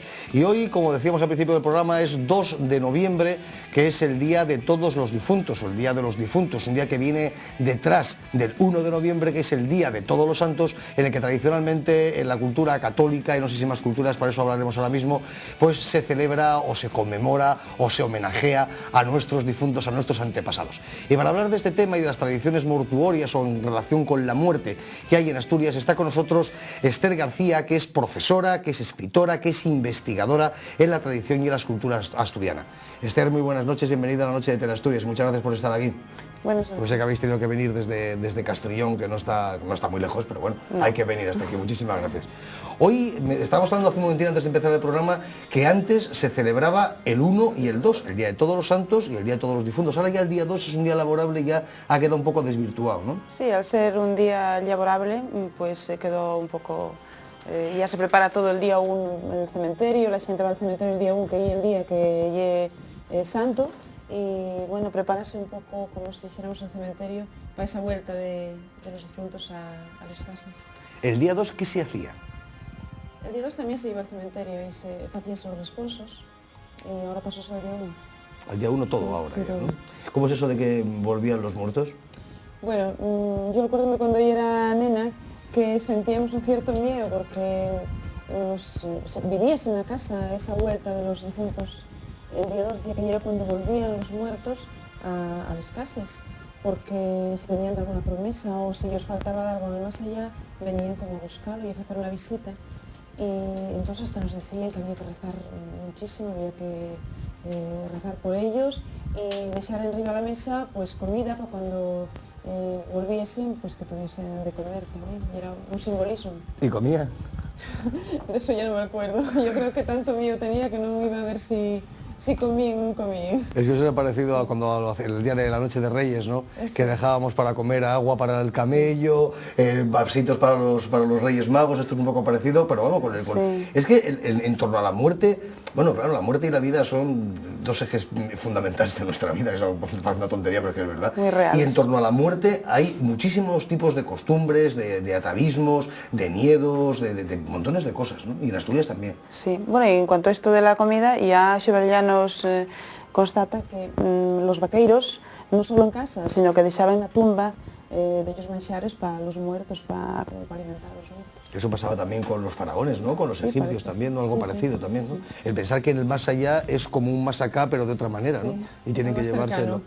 ¿Qué costumbres así, qué tradiciones en torno a la muerte hay en Asturias que sean curiosas o que sean, sobre todo, muy asturianas? O que solamente se notan en Asturias o en la cornisa cantábrica, que al fin y al cabo es la misma cultura. Hombre, que sean solo asturianes, y que con bellos matices suelen repetirse en culturas cercanas. Lo que hay es señas de muerte, por ejemplo. Las señales, lo que decías, las señales. Sí, señales de muerte, señas de muerte. Son unas señales que se producen antes de morir. Hay también una creencia popular en rollo a esas señas, como yo, por ejemplo, pues sentir golpes en la casa o sentir algo que se queixa y luego ver a los muertos. Mucha gente que relataba que antes de que muriera una persona, pues veía el entierro, sobre todo en sitios donde, como antes, iban caminando durante mucho tiempo, mucho camino, porque no había... Estaban lejos las cosas y no había transporte. Entonces, los sitios, sobre todo en lugares donde hacían la pausa, que llamaban, que era donde posaban el muerto, porque, claro, cansaban y tenían que descansar un poco, o cambiaban de siente que lo llevaba, pues allí donde... Espera un momentito, Esther, que me dicen en realización que te saques el micro un poquitín para afuera porque se te escucha fatal. Es que ese micro tiene tendencia a introducirse por la pechuguilla y queda fatal. Ahí se te escucha bien. A ver. Entonces, sí, bueno, del muerto, estabas diciendo. Sí, en esos lugares donde se hacía la pausa para cambiar de xente que llevase el muerto, porque, bueno, y lógicamente si era un lugar pues lonxano, pues tenían que descansar y rezaban un responso. Ahí era donde se solían antes aparecer los muertos y el entierro. Y la gente que lo veía decía que, bueno, que veía el entierro tal cual. En torno a eso, pues también a los niños nos metían pues, un cierto pavor el pensar que antes de que iba a morir de aquí íbamos a ver el muerto. Y bueno, después pues los animales, la curuxa, el pájaro de la muerte, que y el huercu, que y un pájaro prieto, o sea, pareció a los cuervos, pero no y el cuervo, y un pájaro que nada más bien, también, sí, nada más bien cuando va a ver un muerto y visita, pues ponse muy cercano a la casa y fai unos ruidos que imponen. Y después la curuxa, cuando se sentía la curuxa queixase, pues también era una señal de muerte. El perro que aullaba de una manera determinada. Bueno, pues todo eso está tan vivo, y está vivo todavía en los pueblos, con esa sensibilidad que tiene la gente del pueblo para observar pues, los alrededores, la naturaleza, y mucho más observadora, y entonces, no sé, transmite esas sensaciones. Hay, pregunta evidente, hay sensibles diferencias entre el culto a la muerte en el ámbito rural y en el ámbito urbano. Pero ¿se ha ido acercando esas dos maneras diferentes de vivir la muerte o siguen manteniéndose las distancias? Hombre, yo creo que fueron acercándose, porque ya esto de morir en casa, que ya era algo que mucha gente, sobre todo en los pueblos, pedía, morir en casa, pues ahora ya no se da tanto. La gente muere en los hospitales, va al tanatorio y bueno, pues vívese de otra manera ya la muerte. Por ejemplo, antes el velorio ya era una noite o dos de convivencia que agora pues non se dá tanto, porque nos tanatorios ás 10:30 cierren e la xente pues... Que parece unha idea brillante por outra parte. Claro, sí, bueno. E entón nos velorios, bueno, era unha forma de un pouco allanar el dolor, falaban de todo menos de la muerte. Primero rezaban el rosario, pero después en el velorio pues tomábase un café, tomábase unos copines, pues chistes, cuentos. Se comía mucho y se bebía mucho, ¿no? Y después pues también allí se contaban todos estos cuentos de muertos. Pues quién viera al muerto, quién tuviera señas, a quién se le apareciera, a quién avisara, porque también decían que avisaban. Claro, es que ahora ya no hay velorios, por ejemplo, hay muy pocos velorios o menos de los que había antes. Muchos menos. Es más cómodo también, las familias también, era muy duro un velorio. Sí, porque además, ya que quedábase toda la noche en vela, non todos, pero iban relevándose, non se deixaba el muerto en sin naide. Ahí de cuerpo presente todo el rato, era muy duro. Ahora los tanatorios, lógicamente, es más informal, más impersonal. Que estabas hablando de que la gente antes moría en casa, la gente también antes nacía en casa, ¿no? Nacía en casa. En casa nacían y se morían. Era otro rito de paso, ¿no? Diferente. Sí. Ahora eso, por ejemplo, la gente se incinera los cuerpos, ya no se entierran como antes. Eso también cambia las costumbres sobre el rito de la muerte. Sí, lógicamente. ¿Vamos a que desaparezcan esos ritos poco a poco, según avanza el siglo XXI? Hombre, yo creo que del todo no van a desaparecer, porque la muerte, por mucho que queramos que sea un tema que, bueno, pues que no quitalle importancia, digamos, está ahí y sí que cambiarán los ritos, pero... fairánse otros. Ahora, en torno a los tanatorios, hay otro tipo de simbolismo, por ejemplo, les flores, les veles, la xente tamén va a dar el pésame a los tanatorios, la esquela, todo eso antes non lo había y ahora sí lo hay. Los libros de firmas en los que se recogen. Las tarjetas. Claro, las tarjetas. Va cambiando toda la tradición. En el ámbito rural, insisto, ¿se sigue manteniendo más la vieja usanza? Bueno, non tanto como antes. Por exemplo, había costumbre de ir a rezar o rosario 9 días, facer a novena desde que morría la persona, e agora eso tamén se perdió. El ir a ayumar a la iglesia, que era un año entero de responsos, hasta se facía un candelabro pues guapo para poder llevar les veles allí para todos los domingos de riguroso luto, ir a ayumar un año entero. Eso también se fue perdiendo.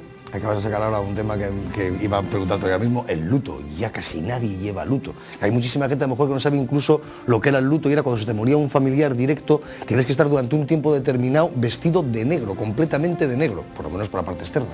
Y es muy curioso porque yo a los alumnos, primero y segundo de la ESO, cuando a veces yo os pregunto por la palabra... Colócate el micro, que se tiene tendencias. Por la palabra luto, pues ya que no saben casi ni lo que es, y extrañame, para mí parece una palabra tan conocida, tan corriente, tan ligada a la mi infancia, por ejemplo. Y a la mía. Porque...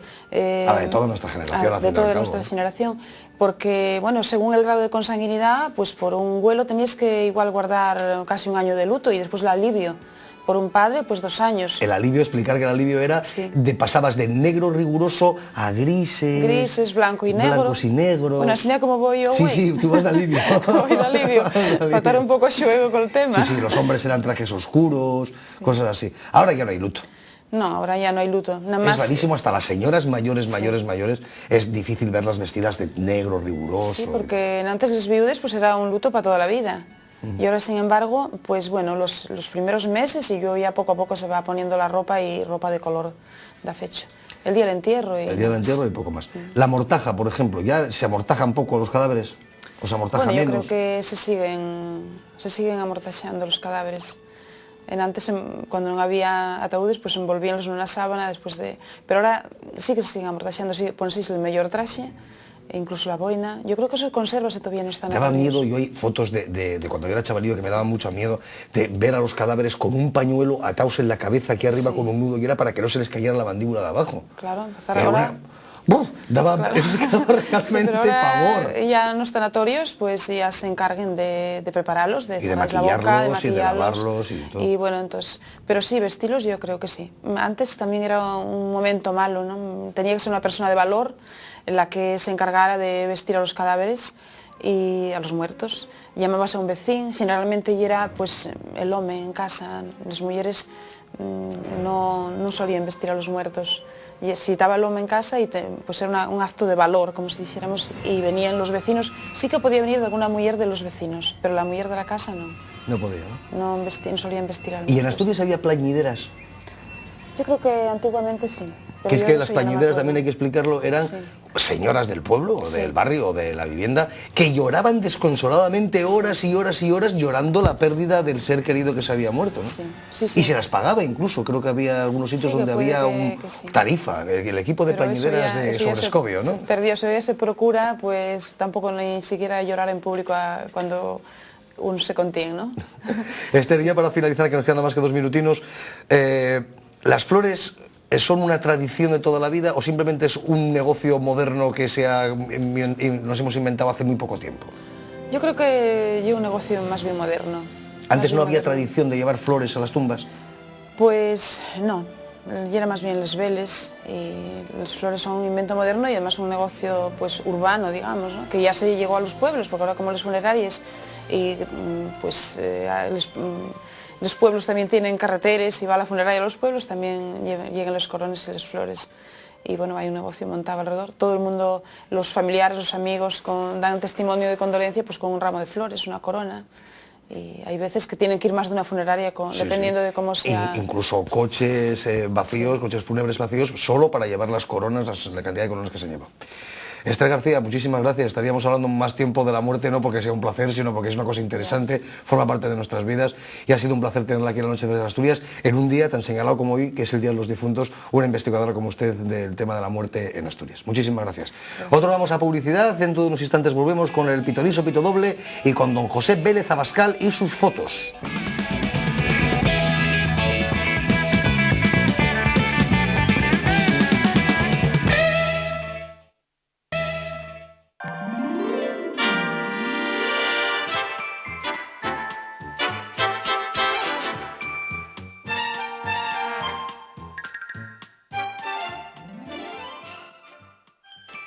Saludos y muy buenas noches, amadísimos hermanos. Bienvenidos a mi humilde morada. Soy el pitonizo Pito Doble y soluciono todos vuestros problemas gracias a mi dominó mágico, gracias a mi dominó galáctico.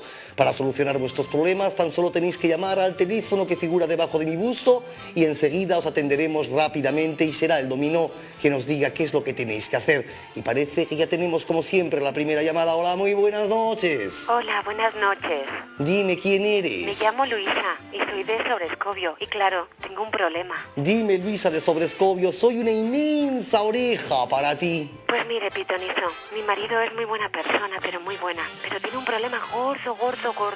Colecciona señales de tráfico y ya no puedo vivir durante más tiempo rodeada de señales por todos sitios. Mi casa parece una carretera. Señales de tráfico en casa. Bueno, algunas relajan, por ejemplo, la señal cuadrada de vista panorámica relaja muchísimo. Sí, pero la de peligro, animales sueltos, jode. Ya, o sea, quiero entender, chica de Sobrescobio, te llamas Margarita, me dijiste. Me llamo Luisa. Ah, Luisa, perdona. Quiero entender, Luisa de Sobrescobio, que tu marido tiene las señales de tráfico en casa. Pues sí, no puedo más, porque es agobiante. Las tenemos puestas en todas partes, en medio de los pasillos, en el hall, en el baño y hasta en el descansillo. Es agobiante, de verdad. Ya, reconozco que debe ser un poco peligroso. En fin, vamos a ver si te solucionamos tu problema, vamos a ver qué podemos hacer, porque tú lo que quieres saber exactamente, ¿qué es lo que quieres saber? Pues qué puedo hacer, porque yo he intentado hablar con él, pero es inútil. Claro, hablaste con él, pero no te dijo nada. Nada. Claro. Claro, es que un coleccionista de señales de tráfico es un coleccionista complicado. En fin, vamos a ver qué nos dicen las fichas del dominó, que sabes muy bien, Luisa de Sobrescobio, que lo solucionan todo. Vamos a mover nuestras fichas de dominó y nos quedamos con nuestras 7 fichas cabalísticas de siempre, que son las que nos dan la pauta de comportamiento en este problema. Abrimos, madre mía de mi vida, lo que acabo de ver. A ver, Luisa de Sobrescobio, elige. La tercera por la izquierda. Tercera por la izquierda, ahí está mayormente. Uy, el 6-5. Bien, elige otra, Luisa de Sobrescobio. La segunda por la derecha. Segunda por la derecha, jodido. con perdón, pero chungo. Chungo, chungo, chungo. En fin, 6-5, 4 blanca, eso quiere decir que lo tienes fastidiadillo. Con lo cual, Luisa de Sobrescobio, yo te recomiendo que te compres un chaleco amarillo de estos que necesitas para ir para la carretera y así puedes pasear por los pasillos de tu casa vestida ad hoc de las señales de tráfico que adornan tu sano hogar. Y mientras tanto, pues nada, hablar con el MOPU, con el Ministerio de Fomento, a ver si algún día lo dejas en vida esa colección y te dan un dineral para poner en las carreteras. Luisa de Sobrescobio, gracias por tu llamada. Gracias a usted por solucionar mi problema. Ya sabéis todos vosotros, aquí en la noche de Teleasturias, el pitonizo Pito Doble soluciona todos vuestros problemas gracias al dominó mágico. Hasta la próxima ocasión.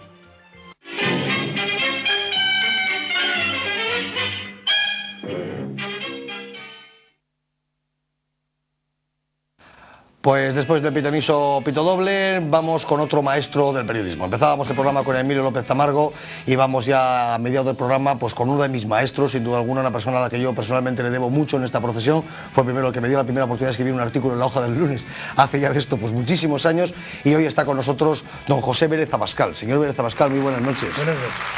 Periodista, padre de periodistas y fotoperiodista, uno de los fotógrafos. En este momento es posible que seas el decano de los periodistas, de los periodistas y de los fotoperiodistas que hay en Asturias. No, de los periodistas no, pero de los... ¿En activo hay alguien mayor que tú?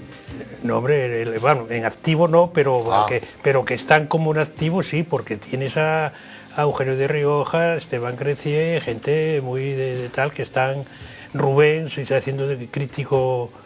de arte, que es crítico de arte en la Nueva España, y hay bastante gente por ahí, ¿no? Bien, afortunadamente. Afortunadamente y gracias a Dios, que no nos faltéis nunca. Por otra parte, es un punto de referencia fundamental.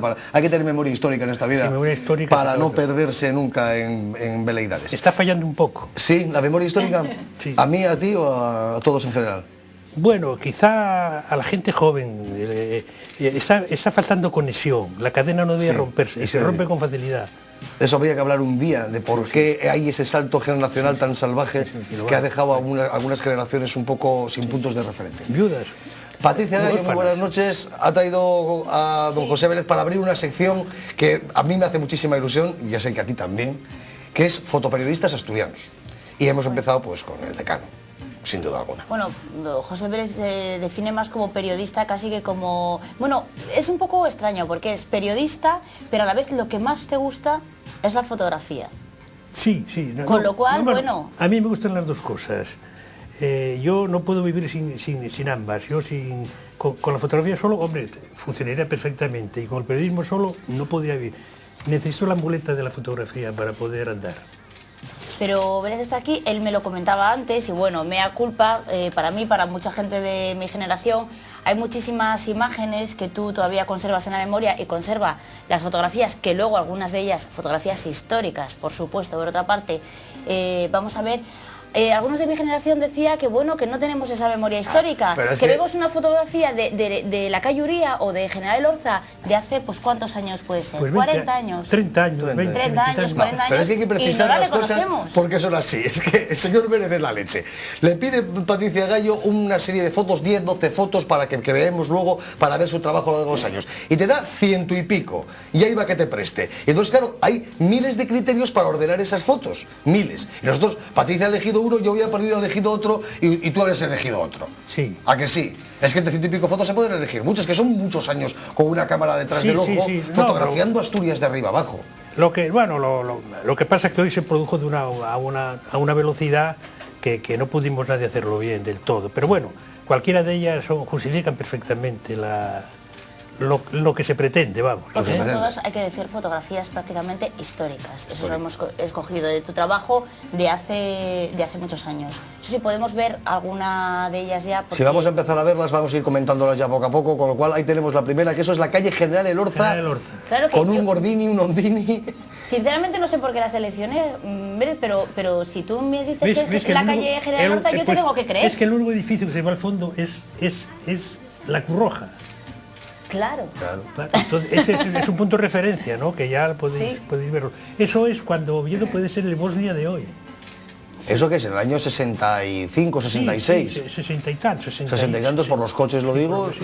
Claro, es que Oviedo era así, no nos engañemos y no nos olvidemos, ¿no?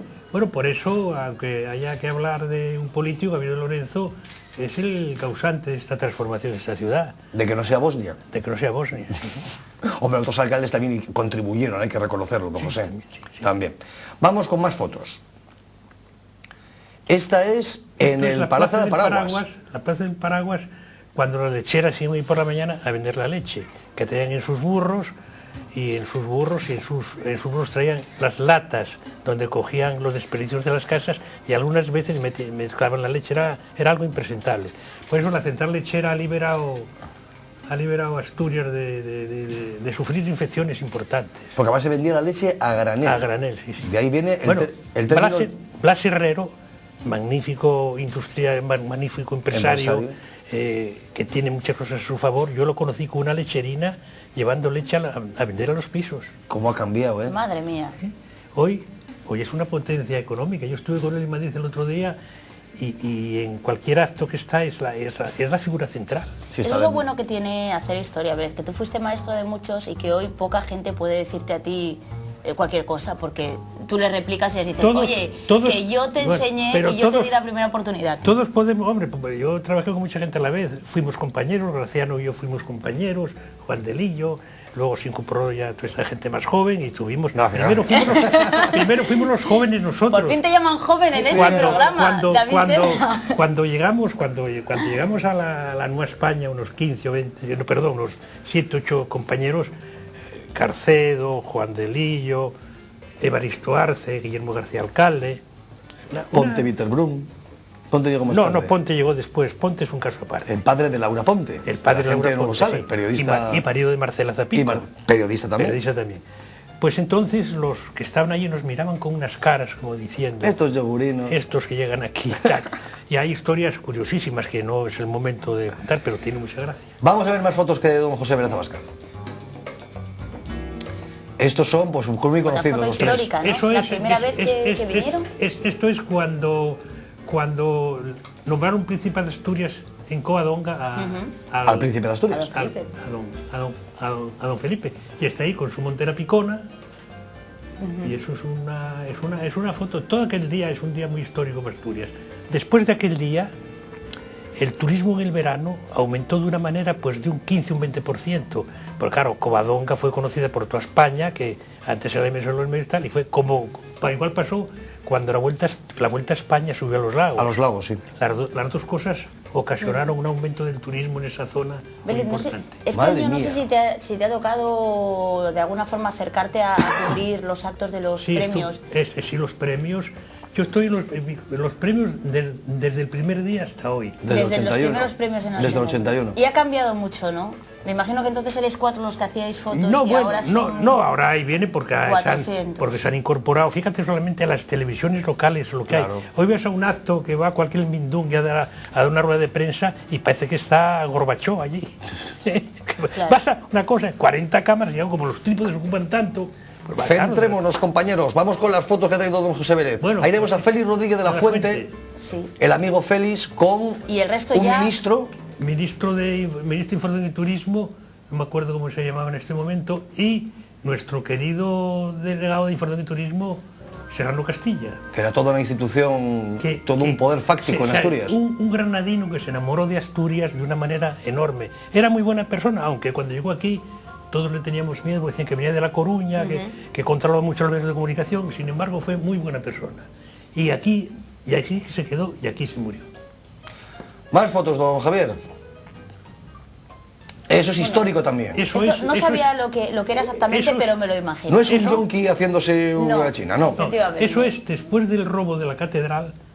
Que por cierto, de la Cámara Santa. Sí, yo tengo una anécdota porque yo gráficamente a mí siempre me gustó no parecer que era gráfico para nada. Yo siempre anduve con una máquina pequeña en el bolsillo. Y soy testigo de ello. Sí, y el día del robo de la catedral, yo entré a la catedral, dije que era policía y entré. Y conseguiste así hacer las fotografías. Conseguí hacerlo todo eso.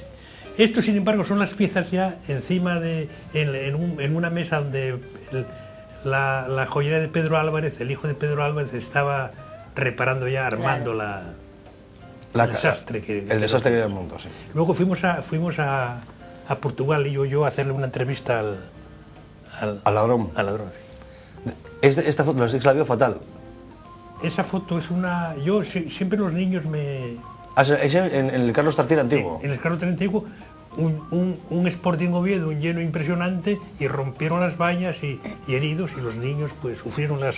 Y eso que se ve es un gris, ¿no? Es un policía nacional. Es un policía nacional, sí. Que van grises de aquella. Vamos con más fotos, y esto es otro momento impresionantemente histórico, ¿no? Que es la llegada... La primera visita. La primera visita del Papa a Asturias. Al aeropuerto de Asturias es, ¿no? Sí, sí. Eso fue la primera vez que se le vio. Sorprendentemente el avión, no sé si se ve. Bueno, fue un momento muy importante porque era la primera vez que, bueno, no todos los días te visita un papa, vamos a dejarnos de tonterías, pero es que además este papa era en aquel momento un bombazo internacional. Un bombazo internacional, sí. Era un personaje de primer nivel. Después de muchos años dejó un papa que no era italiano. Y además más moderno. Y es el papa paseando con el papamóvil por la calle Uría. Por la calle Uría, sí. Aquello fue tremendo. Yo pocas veces he visto una movilización de público tan grande como la llegada. Luego bolo de Llanera, la misa en Llanera en la Morgal, que aquello fue tremendo, de verdad. Más fotos, don Javier. Esto es lo que es ahora el Hotel de la Reconquista, pero era todavía un hospicio. El hospicio, donde tenía el torno, donde las chicas solteras que dejaban los niños ahí en el torno. Luego hubo una imprenta dentro, algo así. Bueno, estos son muy conocidos. Sí. Son Juan del Lillo Cuadrado y Ceferino Montañés. Sí. Maradona y Quini. Eso es en el Nou Camp, ¿no? En el Nou Camp. En el Nou Camp. Sí. Vamos con más fotillas. Y esto es Julio Iglesias con Antonio Masip. Con Antonio Masip. En Oviedo. Y aquel concejal Rey en Oviedo, en una de sus visitas. De Julio Iglesias. ¿Y nos queda alguna foto? Sí. Esto es la inauguración del campo de Ranó, que ahora no se dice Ranó, se dice San Jorge del Monte, que es el nombre que le corresponde. Sí. Y llegó además en el avión Ciudad de Oviedo. Eso me llamó la atención también, la visita tanto del Papa como de Franco, el avión es Ciudad de Oviedo. Sí, era un DC-9 y estaba bautizado con el nombre. Y se hizo, vamos, la apuesta que viniese ese avión.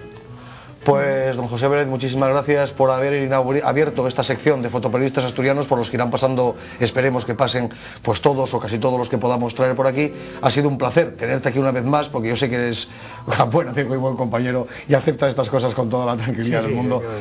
Con lo cual ha sido un orgullo y un honor tenerte aquí hoy en la noche. Nosotros nos vemos ahora a publicidad un momentín y enseguida volvemos con Canalías.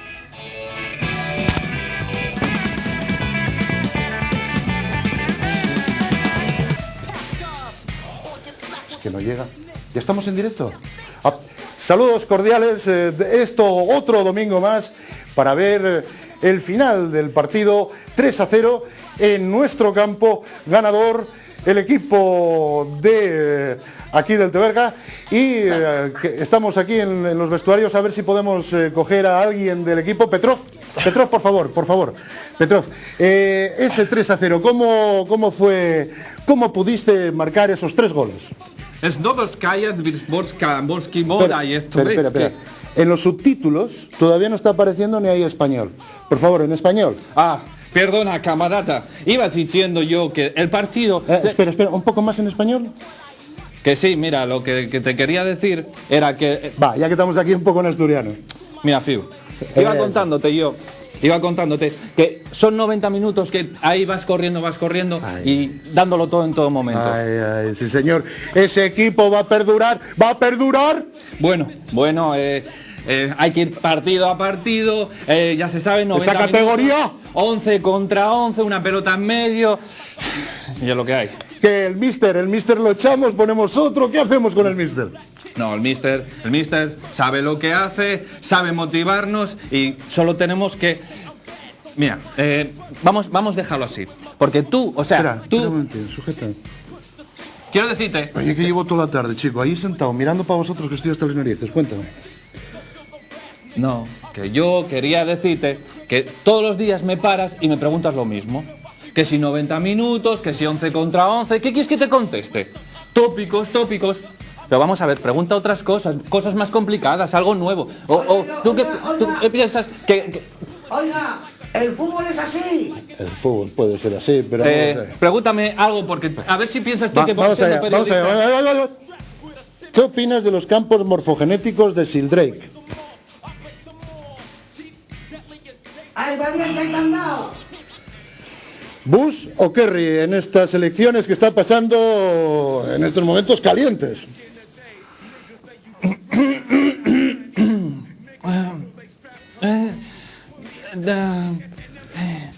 ¿Qué opinas? ¿Hay vida inteligente en el planeta Tierra? Pasa palabra. Pregúntale por la osteopatía dinámica de pubis. Así es el fútbol. Despedimos la conexión. Buenas noches, compañeros. Preferably in a residential area.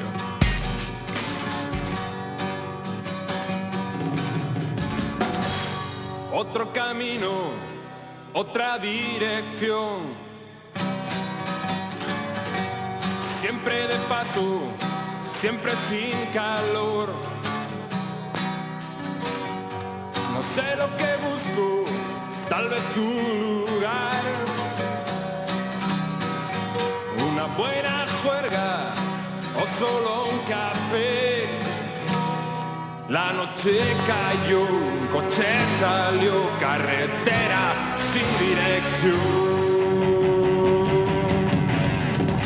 Algo en su cuerpo me dominaba, algo en sus ojos me llamaba, no era el juego.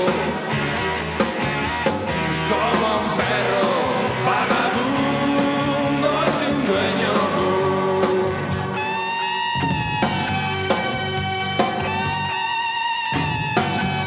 Mari conduce en su coche azul,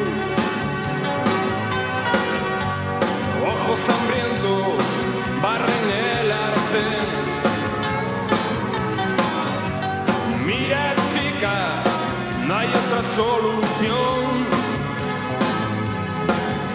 Una buena juerga va a ser lo mejor. Y dieron las 6 en aquel reloj. Empezaba a sentirme bien. Algo en su cuerpo me dominaba, algo en sus ojos me llamaba, no era un juego. Como un perro vagabundo sin dueño. Ven y baila conmigo, la noche es nuestro destino, tu coche nuestro camino. Vamos, nena, bésame.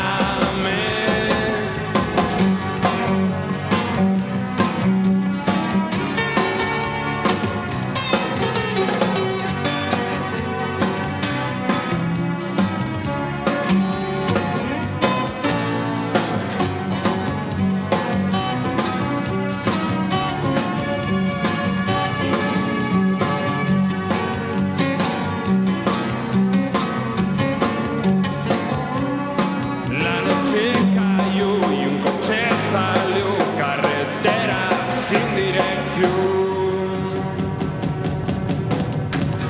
Algo en sus ojos me dominaba, algo en su cuerpo me llamaba, no era un juego. Como un perro vagabundo sin dueño. Miles de veces la creí tener, pero ella nunca se dejó querer. Un par de idiotas en la barra de un bar. Vamos, nena, no puedo esperar. La noche cayó y un coche salió, carretera sin dirección. Algo en su cuerpo me dominaba, algo en sus ojos me llamaba, no era un juego. Como un perro vagabundo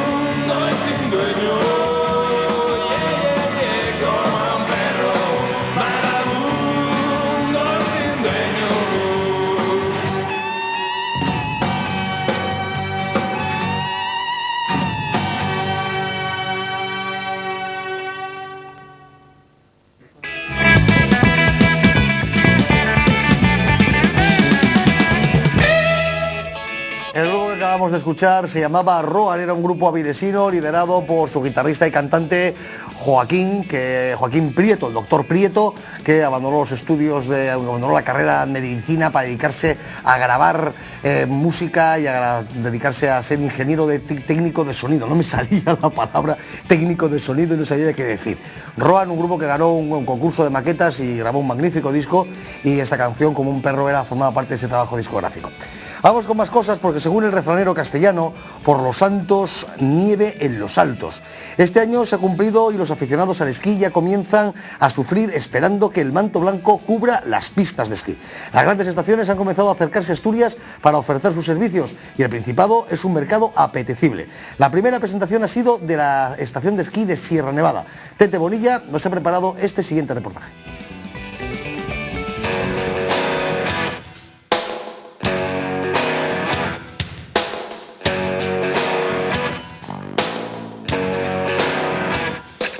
Durante un día completo, Sierra Nevada presentó este año su oferta de temporada en Gijón y Oviedo. Un año más tuvimos la oportunidad de dialogar con Manuel Santaella, director de comunicación, quien nos servirá de cicerone en los próximos minutos. Sierra Nevada es la segunda estación en España en cuanto a número de kilómetros esquiables y trabaja para seguir manteniendo su estatus. Por ello, el plan cuatrienal de inversiones que se inicia este año alcanza 45 millones de euros. Nuestro objetivo no es aumentar el número de esquiadores. Tenemos una capacidad, tenemos un área esquiable que no podemos ampliar, y por lo tanto lo que queremos es preocuparnos de lo que es la calidad de los servicios que damos. Este año van a encontrar un nuevo telesilla que parte de la zona alta de la estación para conectar con lo que es la zona de pistas e ir evitando un poco lo que es el cuello de botella que tenemos en la zona de Prado Llano, donde hay 4 remontes que suben, por lo tanto todo el mundo se concentra ahí. La distancia Oviedo-Granada se cubre por autovía y autopista, lo que hace cómodo el viaje y acerca la estación a los asturianos, que el pasado año sumaron el 1% del total de esquiadores en Sierra Nevada, lo que no es poco, teniendo en cuenta la población del Principado y también la distancia.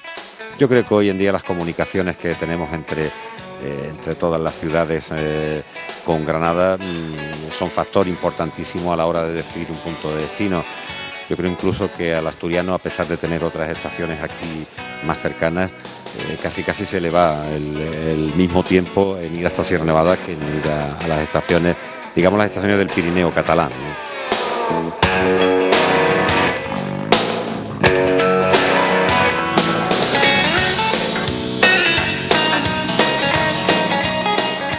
Hemos hecho un nuevo jardín de infancia para aquellos padres que van con su hijo y que, bueno, pues son el impedimento a veces porque son demasiado pequeñitos para esquiar. En la zona de Borreguiles van a tener un tipo jardín alpino, guardería, ¿no?, para dejarles allí y que ya vayan tomando esos contactos con la nieve.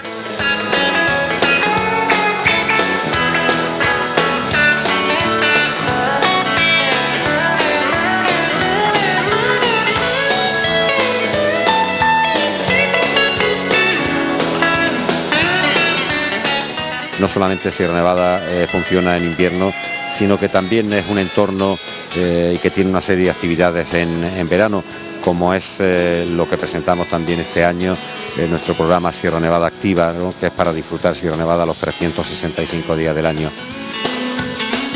El cambio climático es un hecho. Por ello, todas las estaciones apuestan necesariamente por sistemas artificiales de producción de nieve cada vez más eficaces y sofisticados.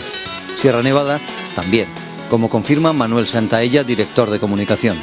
Hemos instalado 48 nuevos cañones automáticos, dado el resultado que nos han estado dando en la temporada pasada y en anteriores como prueba, puesto que es un sistema de hacer nieve en el que ellos solos arrancan y además trabajan a unas temperaturas extremas. Podemos inhibar, gracias a estos sistemas de producción de nieve, ya 31 kilómetros, podemos garantizar 31 kilómetros con nieve producida.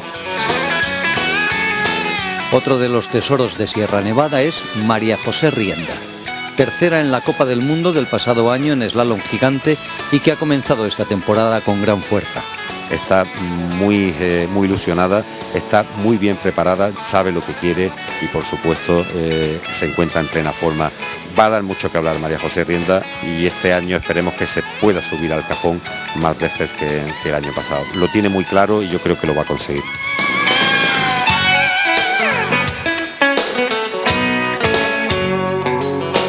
Y por si todo fuera poco, a ello se une Granada la Inmortal.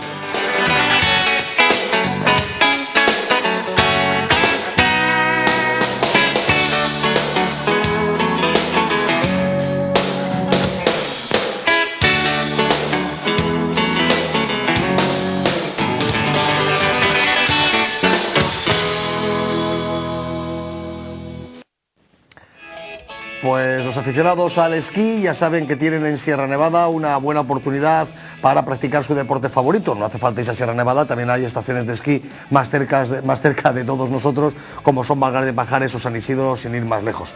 Don José Medina, muy buenas noches. David Serna, buenas noches, sin ir más lejos. Aquí que no me sale. Así mismo. Es lo que te decía el otro día yo. Saludos cordiales iba a decir, pero ya no me sale Siriquilaki, ya no me sale Sublaki. Sé que has estado intentando antes llamar al más allá, pero... Llegamos hasta Ceuta. Sí, nada más. Nada más que llegamos hasta Nada más, Ceuta. porque está fuera de cobertura, el más allá me dijeron. Sí, en estos momentos sí, aunque hoy... Luego intentaremos llamar otra vez, por si acaso. Siendo como es Día de Difuntos... Me dicen que como es así, es una noche de difuntos, vamos a ir al vídeo que has preparado. Bueno, pues vamos allá. ¿Por qué te grito de esa manera? ¿Por qué me gritas? No sé por qué. Bueno, que vamos a anunciar ese vídeo. Venga, anúncialo. Bueno, pues lo que vamos a ver ahora mismo es una introducción y hoy el tema es parapsicología, ciencia o fraude. ¿Por qué no? ¿Por qué no puede ser un fraude? ¿Por qué? ¿Por qué? Esto es inevitable. Veamos el vídeo.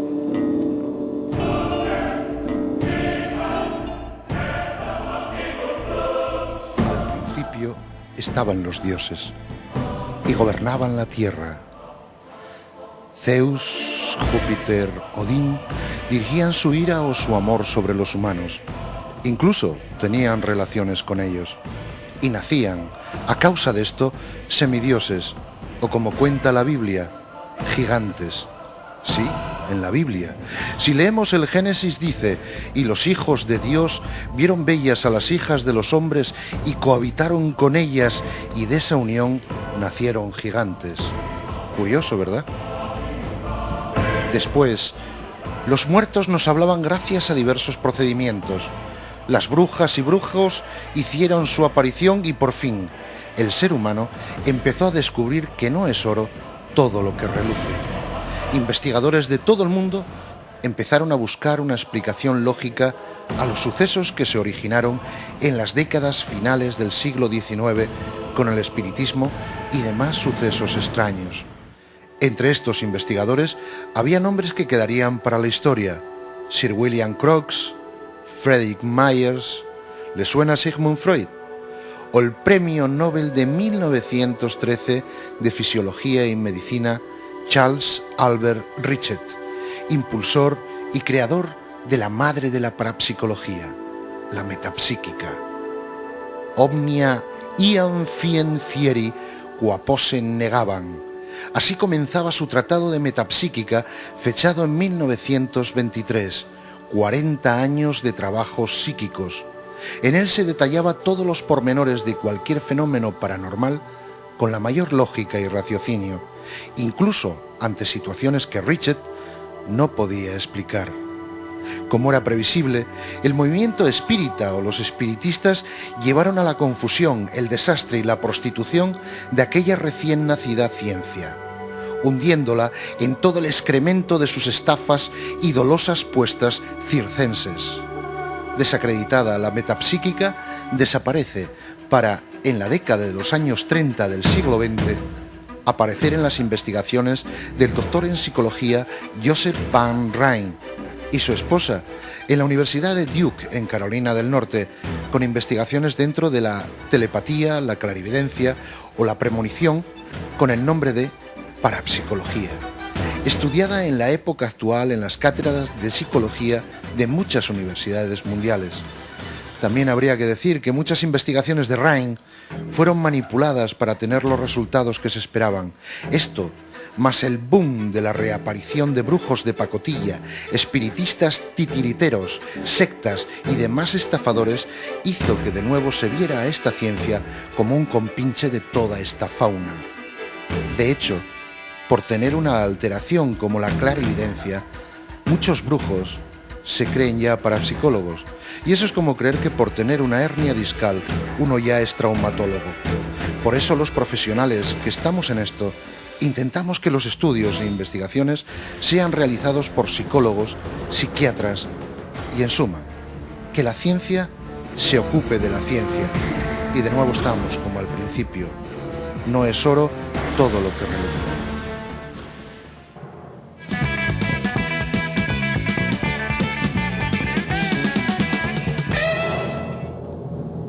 No es solo todo lo que reluce, porque no todo interesa que reluzca, o a veces interesa que reluzca, pero que no se guarde. No que sé, no me he explicado fatal, pero yo me he entendido. Perdóname, compañero, y sin embargo, amigo, te diría, lo primero, la parapsicología no se apoya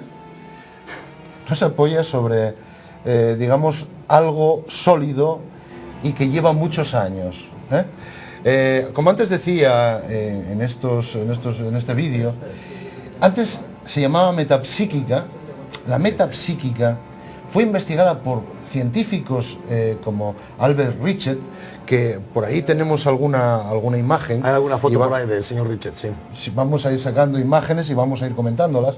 Albert Richet, que fue premio Nobel y fue fisiólogo y médico. Estuvo también Sir William Crookes, Friedrich Myers y Sigmund Freud, como antes decía, dentro de las investigaciones de la metapsíquica, con la investigación con Sigmund Freud de la telepatía. Quiero decir, pero la telepatía sí que está bastante comprobado que sí existe. Bueno, vamos por partes. Vamos por partes, no lo precipitemos. Esto es como cuando dividimos una ternera. Hay falda, hay babilla, hay cuernos. Cuartos traseros, cuartos delanteros, hay hall. Hay cuernos. Hay cuernos. Hay rabo incluso. Sí. También. Bien, vamos a entrar en el tema. Sí, porque estamos... Sí, lo que estamos diciendo es que durante esa etapa donde la metapsíquica empieza a desarrollarse, donde todos los científicos empiezan a buscar qué narices está ocurriendo, pues con fenómenos como la telequinesis, o sea, los fenómenos, o la psicocinesis, los fenómenos de objetos que se mueven sin que nadie los toque, los fenómenos mediúmnicos, donde hay apariciones, etcétera, que hablaremos de ellas. Vemos que los científicos se mueven por analizar el campo de forma científica. Es decir, con cierto rigor. Exacto, con el rigor que la ciencia exige. ¿Por qué razón? Porque de esta manera va a haber una solidez donde se apoye esa metapsíquica. Albert Richet escribe un tratado de metapsíquica, que es el único que existe en estos momentos, que son 40 años, y fíjate bien, 40 años de trabajos dentro de la metapsíquica. 40 años. 40 años donde un premio Nobel se dedica a investigar, o una de dos, o es que el premio Nobel era gilitonto, por ejemplo, o había algo que investigar de cierto. Hombre, yo creo que siempre hay algo que investigar, ¿no? Exacto. Por ahí voy yo. Entonces, ¿qué es lo que pasa? Como siempre, toda esta parafernalia que es el problema que tenemos. Nosotros nos gusta el misterio, y cuando desvelamos el misterio y vemos la verdad, no nos gusta tanto. Preferimos que el misterio siga misterioso. Es como la leyenda, ¿no? Qué cruel realidad. Que no dejes que la verdad estropee una bella historia, ¿no? Que decía Hearst, ¿no? Por ejemplo, lo que pasa es que con eso lo que hacemos es que esa historia genera una leyenda, esa leyenda un mito, y al final acabamos todos yendo a rezar a ese mito, por ejemplo. Claro. Vamos a dejarlo ahí, ya de momento. Pero lo que sí diría es que a través de las hermanas Fox, de Margaret y Catherine Fox, a través de Alan Kardec, a través del espiritismo y todo esto, hay mucha gente implicada para que los metapsíquicos, los científicos, entren a formar parte de sus movidas, vamos a decir entre comillas. Claro, estamos hablando de finales de 1800. Hablando en plata, llevar el asco a su sardina, podría ser así. ¿Qué pasa? Pues que lo que van a hacer es una política de acercamiento a la parte científica de la metapsíquica y de abducción. De esa manera, al final, los espiritistas hacían con ellos lo que querían. Medina, si quieres vamos a ir poniendo fotos, porque hay que ir poniendo venga, fotos. Tira... Javier Martín suelta fotos todas las Suelta fotos y vamos viendo fotos. ¿Este señor quién es? Precisamente ese señor es Sir Arthur Conan Doyle. Madre mía, nada más y nada menos que Arthur Conan Doyle. Sí, formó parte de dentro de los investigadores de la metafísica, pero era un espiritista a tope. O sea, además de escribir, de crear a Sherlock Holmes. A Sherlock Holmes y a muchos otros. Y a muchos otros, pero sobre todo a Sherlock Holmes. Él fue uno de los grandes espiritistas de la SPR, Society Psychical Research, de Londres. Tenemos alguna fotografía que iremos viendo. ¿Alguna foto más por ahí? Arthur Conan Doyle, pues no lo recordaba que así. Fíjate, este es William... ¿Unamuno? Ah, no. No, este es Sir William Crookes. El famoso William Crookes, que hablabas antes de él. Sí, estamos hablando de un ser eminente dentro de la física y la química. Y que estaba dentro de las investigaciones de metapsíquica, muy implicado en un caso de aparición y fantasmogénesis. Ya iremos viendo todas estas palabrejas de la fantasmogénesis. La fantasmogénesis es que se aparecen fantasmas. Sí, es que él tuvo en sus brazos... A un fantasma. Exacto, a una mujer que era una aparición, que podía ser pesada, tocada, y de hecho hubo una historia incluso de amor. Pero bueno, eso lo veremos más adelante. Si seguimos viendo, tenemos, por ejemplo, esta es una medium, se llama Florence Cook. Florence Cook, una espiritista. Florence Cook. Florence Cook, y ahí tenemos a William Crookes, que se ve al fondo, y Catherine King. Catherine King es el espíritu, ahí lo estamos viendo en medio, que Florence Cook hacía aparecer. Sir William Crookes la cogía en cuello, la podían pesar, la podían tocar. Pero era físicamente tangible. Era físicamente palpable. Y si no, que se lo pregunten a William Crookes. Sí, que se excitaba con ella inclusive mayormente. No llegaría a ello, pero al menos hubo una serie de acercamientos en solitario, donde se comenta, que se enamoró de este fantasma maravilloso que era Catherine King. Una vez pasado esto... ¿Nos han quedado ya todas las fotos? Espera, no, hay más. Tengo aquí fotos para ir a tomar. Pero es que vamos a tener que dejarlas para otro día, Medina, luego te explico por qué. Sigue, finaliza el discurso que estás haciendo ahora. Una vez que entramos dentro de lo que es la Primera Guerra Mundial, todo esto desaparece, barrido por el tiempo, y vuelve a aparecer hacia 1936, 34-36, en la Universidad de Duke, en Carolina del Norte, con un psicólogo que está investigando sobre la premonición, la clarividencia, la retrocognición, es decir, qué hay más allá de nuestra mente, cómo podemos ver sin percibir en nuestros sentidos lo que va a suceder o lo que está sucediendo o lo que ya sucedió. Esto lo realizaba con un test de Zener, unas cartas donde iba colocando los testigos y iba viendo cómo acertaban o no. Se dice, y esta es la triste realidad, que Banks pues manipuló los resultados para que la subvención de la Universidad de Duke siguiera recibiendo la no del se perdiera, Estado. ¿no? Exacto. El problema, como siempre, de las subvenciones. Los parapsicólogos en ese momento empezaron a salir adelante. Oh, perdón. Estamos ya finalizando el programa. Sí. Ahí tenemos que cortar porque ¿Qué te digo yo? Tenemos que lo dejar para más adelante. Sí, porque es un tema que a mí me interesa mucho. No fastidies. Sí, señor. Vamos a despedirnos ya, tenemos que cortar al señor Medina, pero es que no tenemos más remedio que hacerlo así, pero volveremos con él y volveremos a hablar de todos los temas tan interesantes que habla él y sobre todo de los mediums y de los fantasmas, que a mí es un tema que me impresiona bastante. Dentro de unos instantes volverá Biondi con el informativo del final del día y nosotros volveremos mañana también aquí en la noche de Asturias. Medina, muchísimas gracias y lo siento. Gracias a ti.